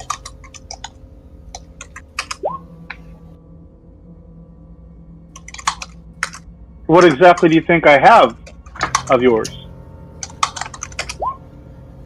Oh, playing coy with me, she says.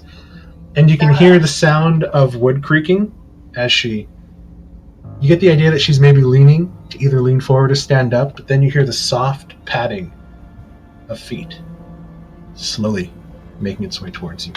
The closer it gets, you hear the ruffling and kind of sliding together of what you can assume to be maybe a thin linen. And then you feel a breath on your ear. You have my ring, she says.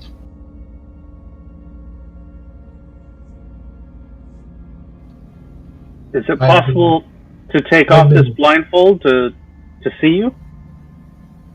It is more than possible, but I must warn you. Most people that see me, well, they're never the same. Well, the only reason that I ask is when I was examining this ring, I saw a pair of eyes, wondering if they will match your own. Thanks, Jared. Were they beautiful? Well, quite frankly, they were red. Did you love them? And you can tell she's speaking in like that very flirtatious, kind of like, oh, baby, kind of thing, like in your ear, as she's whispering into your ear. Yeah. She's... Oh, my goodness. What's her name? She's Ursula from Little Mermaid. Do you want to see them? Do you want to see my face? She kind of whispers. Mark's trying to turn me on. You'll be amazing, Garden. Well, I mean, I would love to see you, but would anything happen to me upon looking at your face? Aren't you adventurous? Don't you take chances? I will say this. I will be beyond your wildest dreams. But do heed a warning. You will never be the same again.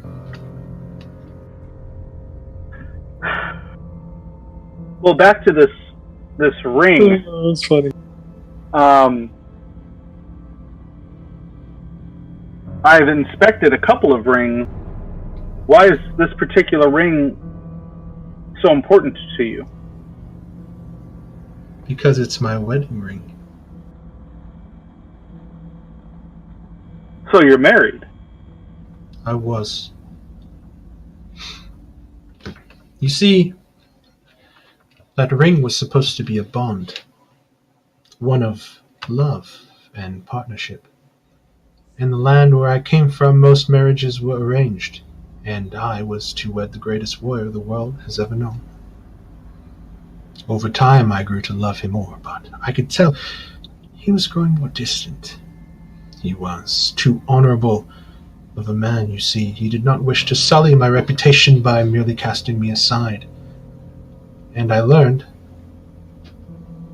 that he merely tolerated me. And with that, my heart broke. I grew bitter.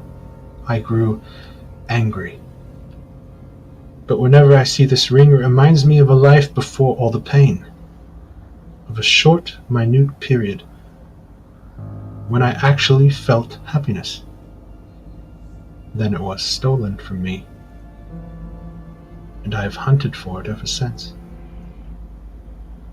And fate would grant me the vision of a curious gnome trying to trace my ring's power. And with it back, she leans again into your ear. I can be whole again. Oh, jeez. I know you have it. I saw you drawing it.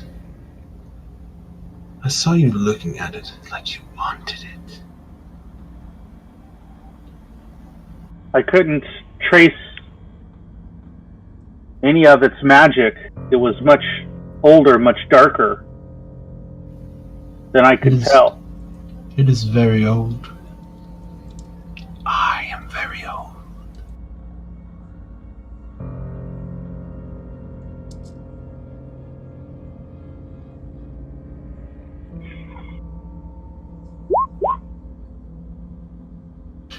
Callus is asleep.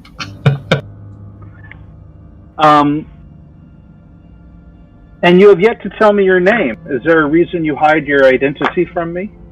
You may call me mistress. Only those who see my face. Holy crap.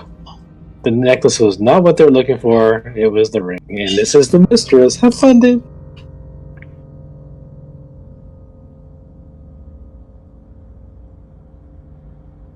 God, I really want to take this blindfold off. She reaches her hand and she begins to sort of trace the lines of your sort of old, wrinkled, weathered face into your beard. You feel her fingers sort of move in the hairs quite enticingly. Her hands are soft, but not warm. She leans closer again as she kind of breathes, and you feel her breath kind of go past your face. You pick up the lingering scent of spearmint. The last vestiges of a scent of wine. And just something else at the very, tip of your nose that you can't exactly tell what, as she whispers into your ear again. What is it that you desire that you do not already possess? I just need what is mine. I just want what I'm owed. Will you give it to me? And you can swear you hear the pouting lip as she says the last bit.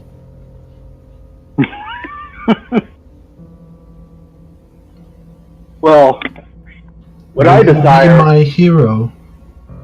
What I desire and what I've trained to become is a powerful wizard, but now part of the Blackhearts.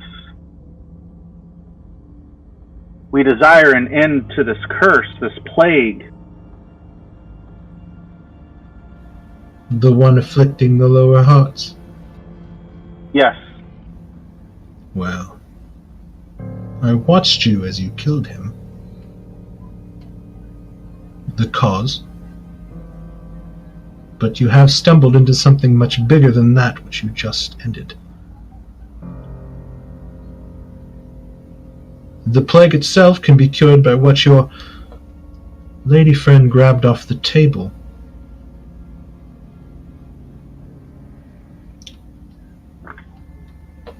Is this all you desire? I will say that after this night, you and your friends might not be safe. Not from me, of course. I've quite grown fond of you. And she kind of tugs your beard ever so slightly, very playfully. There is a larger game afoot.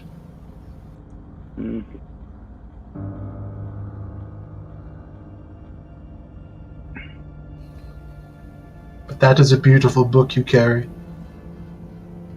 I do not imagine you would need much more than that which is already on your persons. Is she referring to my spellbook? You can get the idea, as you're not carrying any other books kind of out in the open. Well, as a wizard, my spellbook is most important to me. You're adorable, she says. You can see in the darkness that you cannot see the light in front of your face. And she kind of taps your nose with the tip of her finger.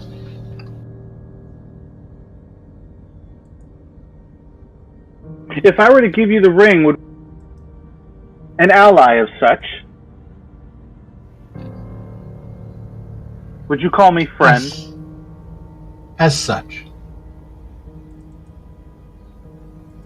And she leans in. Balthazar, I'm going to make you jump a channel down, please. Balthazar, join me in the Land of Song channel, please. I was about to say, where am I going? Land of Song? You're going into another dimension.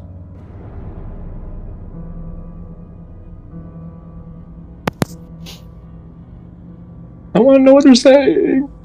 I love that we're piecing all this together in meta, and we're gonna get back to characters like, what happened? Balthazar should actually piece it together. He's there. It's his mistress. Come on.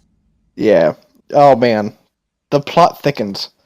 I definitely remember this kind of situation with Lost Mines of Fandaler. Yes. And it haunted me for another 2 or 3 campaigns. That's why I said in the beginning, I think I know who this is. You didn't know who she is? They didn't know she's the mistress? The character specifically, I remember being used in another game as a test.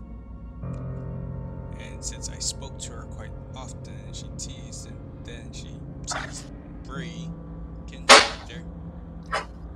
Mm-hmm. Is this that one character that we never got the name of? Yeah.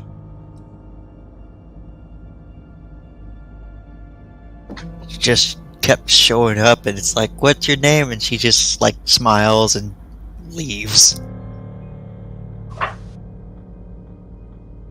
Well, at least I made Ilana happy. Oh, you think this has something to do with the person who captured those orcs outside too? Well, she worked Dieter.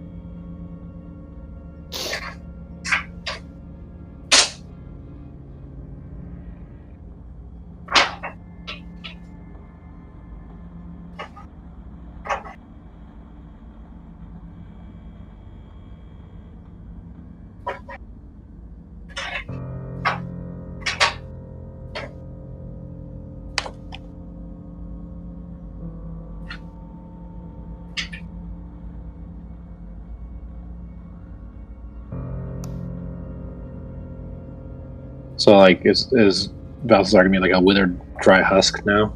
She sucks the life from him.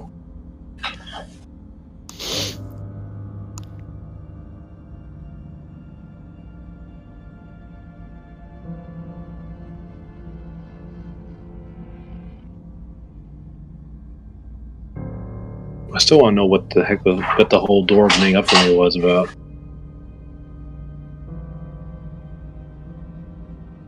The whole what? Oh, the door opening for me. Blah blah blah. Oh yeah. You think it was smart of me to give her the necklace? I guess it got us out of the house. Yeah, you did. I mean, we'll find out. And got us lots of money. And when Did it get us comes a to shit ton that of money. door, I'm pretty sure it has something to do with your bloodline. Probably traces down to one of the original founders. Okay, sorry guys, I need to delete you off this page. Oh, it's okay. I'm expecting Balthazar to be a Alright. I'm back on the main channel. Are you a dried husk now? Are you in the garden now? I wanted everybody to hear this. Balthazar, she undoes the blindfold and it drops from your face as you keep your eyes open, excited at the prospect of seeing.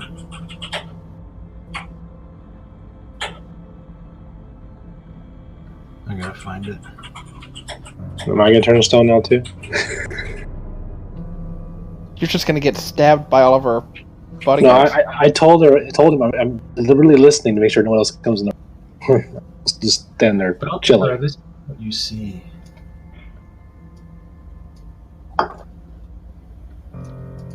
Ah, An She is hot. exquisitely beautiful woman whose skin looks like it hasn't seen the sun in ages. A perfect porcelain, though done with what seems to be this light purplish hue of makeup that kind of accents everything. She's not wearing all the gold at the moment. Her hair is down. Her just a silk robe over her just naked body as she looks at you. And she is exquisite. Give me a charisma saving throw. Oh. I love you forever. you just so you all realize, I do have a 6 in charisma. I love you. I Let me love check you. the sheet. I love you Yeah, forever. that sucks, man. So you look, and it's that moment where your heart skips a beat. It's something that you haven't felt in a long time because it was something that you weren't looking for. You weren't caught up in trying to find someone to fall in love with. You were caught up in the pursuit of knowledge. You feel your face like flush with heat. You have seemingly fallen in love, and she kind of takes your cheeks in her hand as she sort of looks at you, staring directly into your eyes. I never get tired of seeing those eyes. The eyes of someone that loves me. Even though it is fleeting and but for a moment. And she gives you a kiss.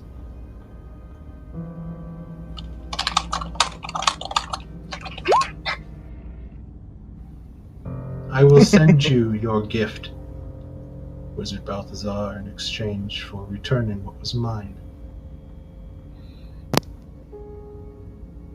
Thank you for seeing me. We'll be in touch. Now that I've seen you, am I still to call you mistress, or is there another now that you've taken your true form? And she rubs her thumb against her lips. Clever boy, she says. You may call me Keppa. How does that spell? That's what Okay.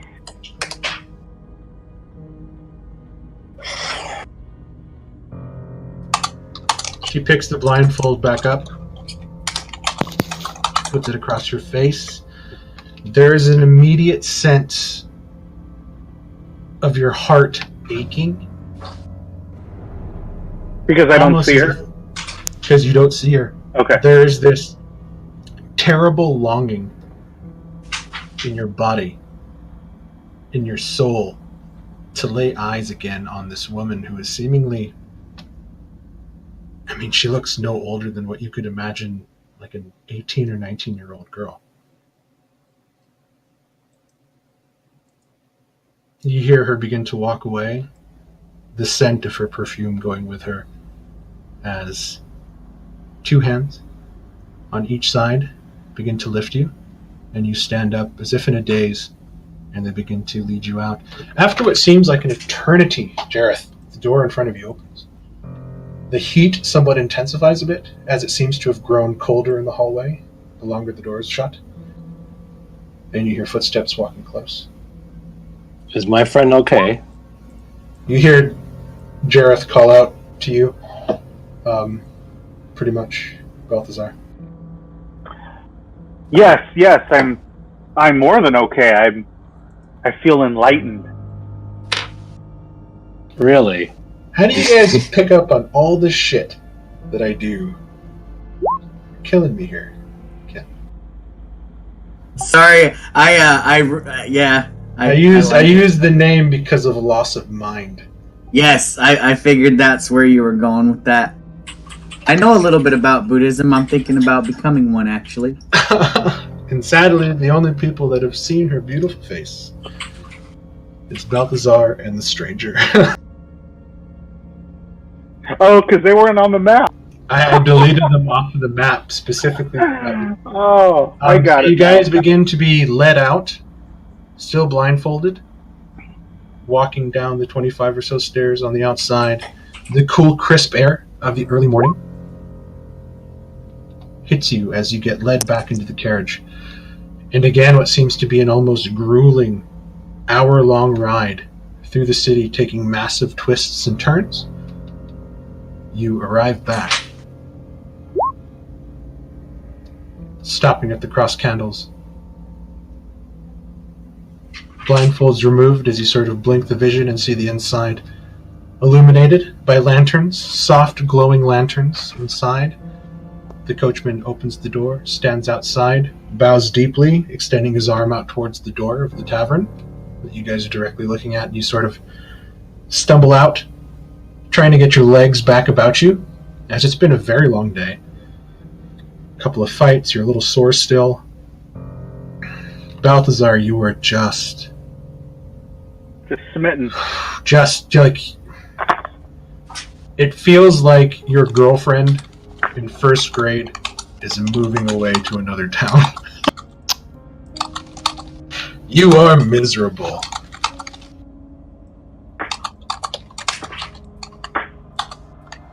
Then you slowly just drag your feet back inside. As both of you, I assume, walk up to your room as you sort of get a nod from Themin, who's still awake. Can I ask Belle what the heck happened? And we'll say that you guys make it up to the room, and you guys sit on the bed. Jareth, you're looking at him, and he looks so sad, so deflated.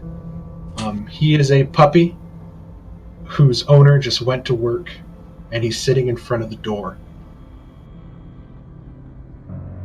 You don't seem quite the same. What is going on? Did you give the ring to her? Well, of course I gave the ring to her. The evil ring. No, the wonderful ring. Okay. No, she's a goddess. She's my queen, my love. Of course I would give her the ring. Does this queen...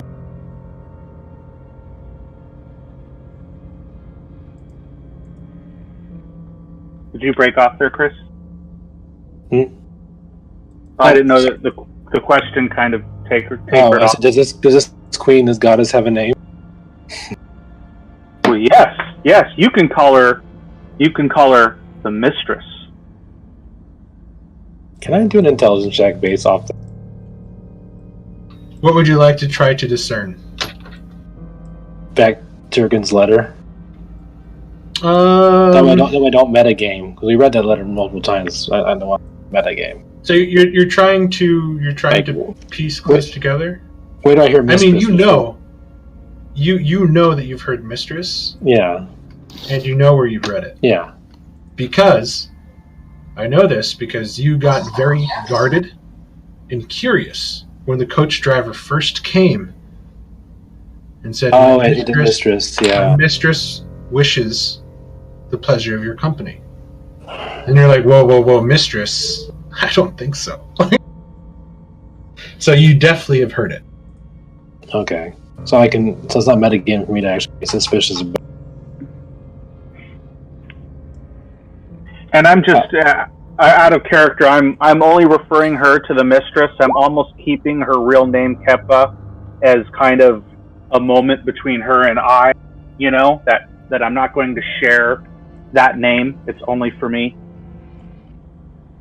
I'm noticing the way he's acting. He looks like somebody who's just fallen in love. Yeah.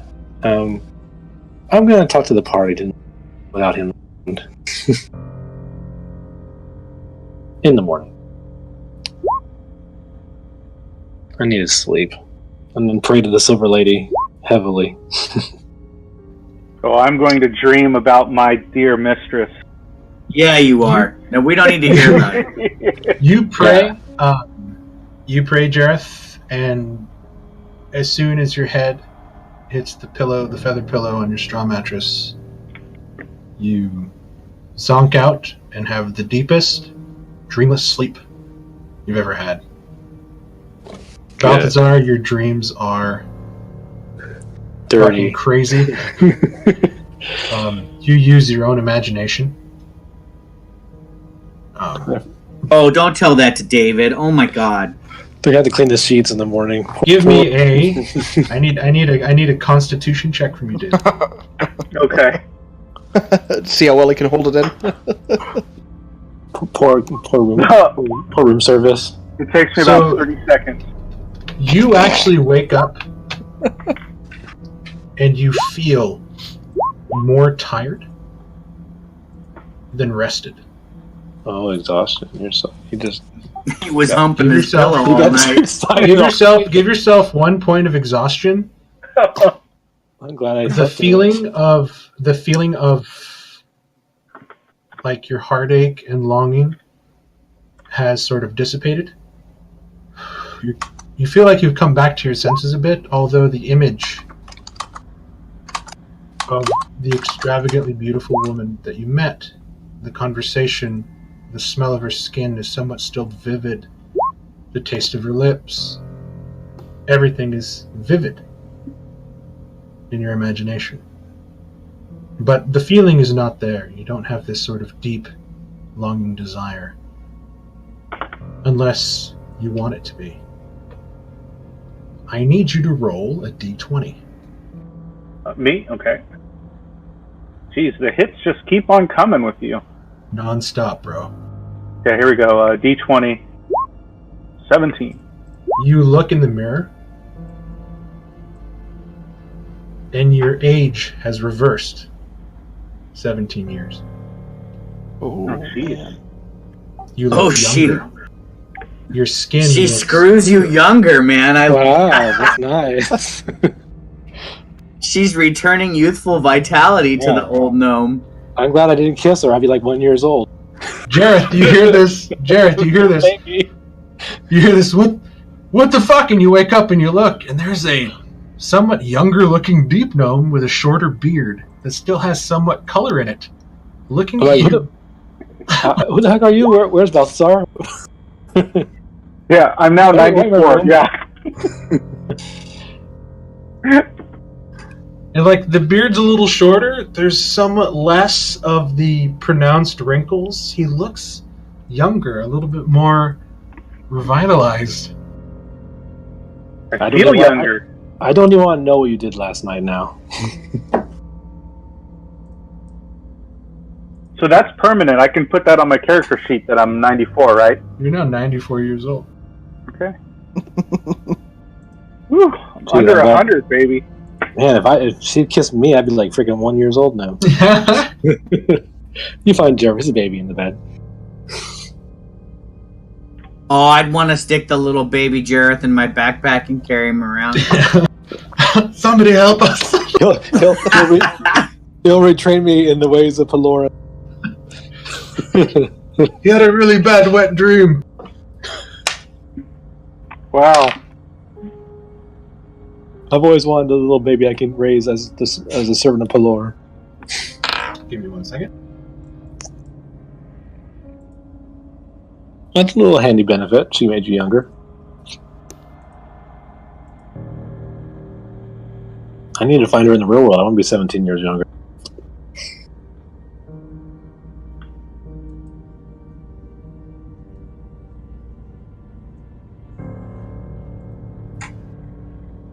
Yeah, it's a good thing you didn't make me roll a D100.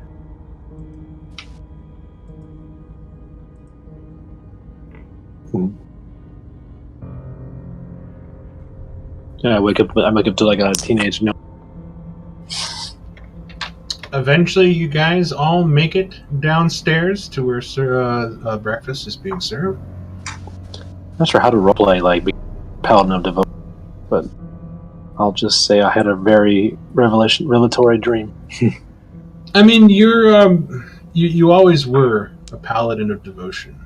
It's just now you sort of have a better understanding. Like, I assume that Jareth in his free time would study. Yeah, like, pray, study, yeah. And then now that he has a full understanding of what it means to be devoted to the lady, that he can act on it better. Okay. Everybody had their long rests. Although you woke up with exhaustion. Balthazar, you two are level 3 now. I'm a level 3 exhaustion? No, you're not level 3 exhaustion. You're a level 3 wizard with 1 point of exhaustion. Level 3. You're multi-classing. You're a level 3 wizard and level 1 exhaustion. Yeah, that's me. I kick baby. And you hear nothing. You hear nothing back in return.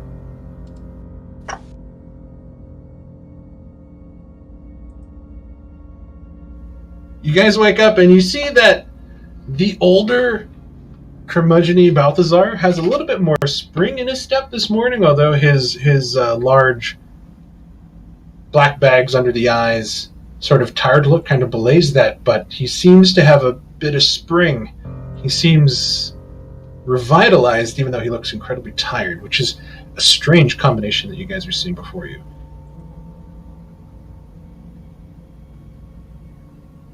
Everyone gathers for breakfast. After a while, you guys see the commander begin to come down into the room. He's holding in his hand what seems to be a roll of parchment. We're being summoned back to the church. Oh, okay. Is it about what's his name? The invitation itself is very vague, as he sort of holds it out. And you It's read the same church that we left the necromancer at? It is the same church. Okay. Can you bring the papers with you, Orion? Oh yeah, I'm gonna bring all that stuff with me. The name that you see on the summons is not that of Tyro. It is a different name. You can see that it has almost a female connotation to it. Eat up. Get ready. We move out. All right, I'm gonna enjoy my breakfast. Might we have a bit of breakfast first? As I said, eat up, get ready, and then we'll move out. Oh, I thought you said feet up or something. Feet up. Okay, I misheard. Walk out of here on your butt cheeks. Feet up, boys. Let's go. It's gonna take a while. Okay, I'm going to say a blessing at breakfast and then eat as quickly as I can. Everybody kind of like just starts eating as you say your breakfast. The only person you notice is Brother Martin, the other cleric, sort of stand up as you start saying your prayer. And then he sits down when you finish. I nod at him and thank him for waiting to eat. I mean, I think you know. But he also worships a god of the south, although he is born here in the north, because he wears the vestiges of the goddess Sarenrae. Right, and I think you mentioned that he also dresses in the style of the people from the south. Yes, and it is quite strange. You haven't really had a conversation with him to like belie the fact, but yeah, it's kind of odd that he has the same sort of garbs, although it's somewhat tailored to a more northern climate. Yeah, a kindred spirit. Strike up a conversation with him soon, then. You guys eat a very hearty breakfast of what seems to be like fried potatoes and sausages, eggs if you want them. Like, it's very heavy, but fills your aching stomachs. There's ale brought forth to some that ask. Some have watered wine. Others have water. Everybody downs their food as quickly as possible. Well, I wanted to take a moment to let the group know that I did find out that the papers that Oriana had procured from the table holds the key to defeating this plague. That's good news. Awesome. So Oriana, you start pulling out the papers while you're reading? Yeah, I'll start pulling them out, looking through them. So you pull out 6 of the papers that you had kind of on top. And everybody can kind of look and they see a bunch of mathematical formulas kind of scribbled along with some side notes. Another pair that you sort of pull out, a lot of the paper is just blank sheets of parchment that looks like you kind of grabbed and kind of threw in there. You grab the thick, heavy one and you put that onto the table and you roll it out and you see that it is a map. You sort of follow the roads and kind of the landmarks and you notice that it is a map of the Lower Hearts. And you see sort of circled and crossed are different areas that perhaps they were searching.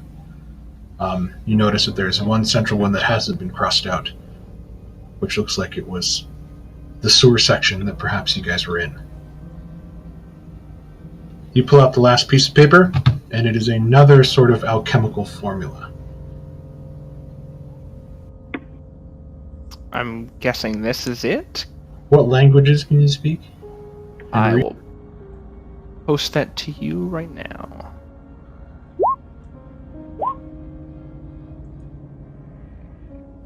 Oh, you can. Written in Draconic. Yes. The letters are in this. You see sort of circled up top, it says Plague of Hearts. And you begin to look and kind of understand the formulae that's kind of going on. And you can imagine that this is a cure. Guys, we've saved the city! Well, the lower part of it. But we have a cure.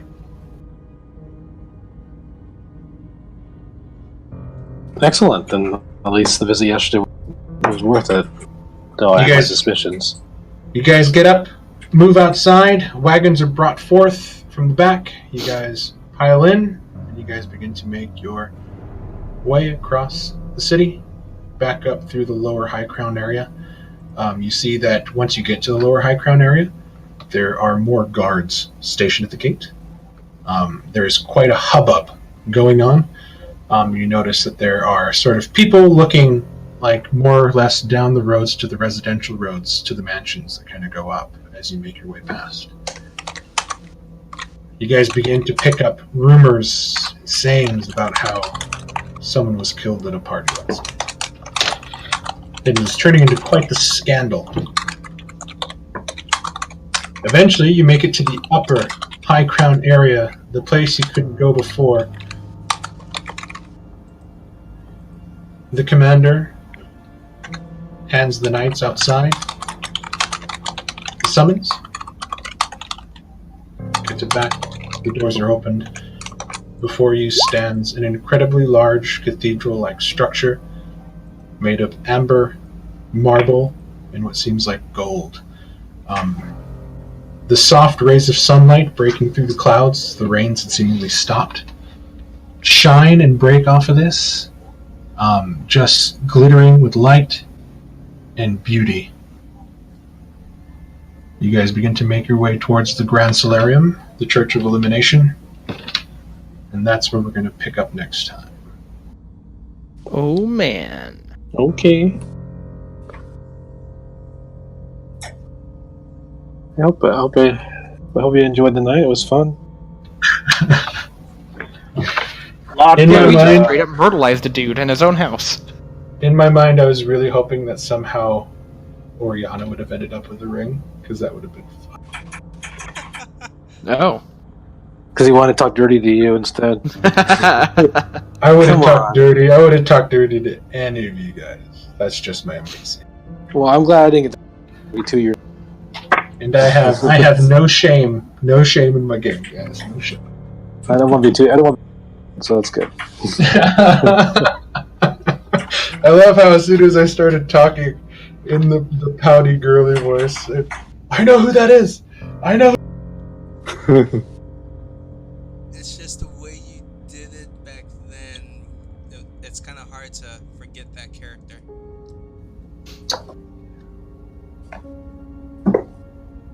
Yeah, she's awesome. I love No, her. good characters are good. But yeah, thank you guys very much. I'm Thank glad you. I got to. I'm glad I got to kind of make you guys panic a little bit. I will post that XP probably Monday. I got to work tomorrow. If I have the strength to move past that, I will post it tomorrow, and that way you guys can upgrade that on your sheets. But yeah, you guys have seemingly put a stop to someone's machinations, although Balthazar hasn't shared it with the group. He's been notified that perhaps you've stumbled into a far bigger game. Jared's a little down, actually. They won't stop it. Say that again? Jared's a little down, basically feeling like we stopped the plague, but they got what they caused the plague. So, it's like, yay. So. And we didn't get to it today because I was really slow. But I really liked the roleplay that was happening. But I got something really cool planned for you guys. And I'm hoping you'll dig it. But yeah, I'll see everybody here in 2 weeks. If anybody has any scheduling conflicts coming up for the next session, let me know ahead. We can go with 4 people. But any more than that, we might not be able to. So I think I'm good. So we're looking at, what is that, March 3rd? 2nd. Or 2nd? Yeah. Yeah, the 2nd. I work until 6 p.m. that day, so I'll be home in time. I mean, unless you guys want to play next week. I mean, I'm good. I really kind of want to continue the story, and I really want to continue the Tuesday story, so they're getting me excited. That's fine. March 2nd is fine. Okay. Right on, everybody. Thank you very much. Thank you, Mark. Thank you. Yeah. Mark. Thank you. Thank you. It was awesome. I will post what needs to be posted. David, I'll make a handout specifically just for you. Yay. Certain things. Make a handout for Toral about certain things that he made. I will update the people you have met sheet and send that out, and then good to go. Awesome. Right on, Thank guys. you. Thank you very much. Yeah, super fun night, guys. Bye. Good night, everybody. Good night, everybody.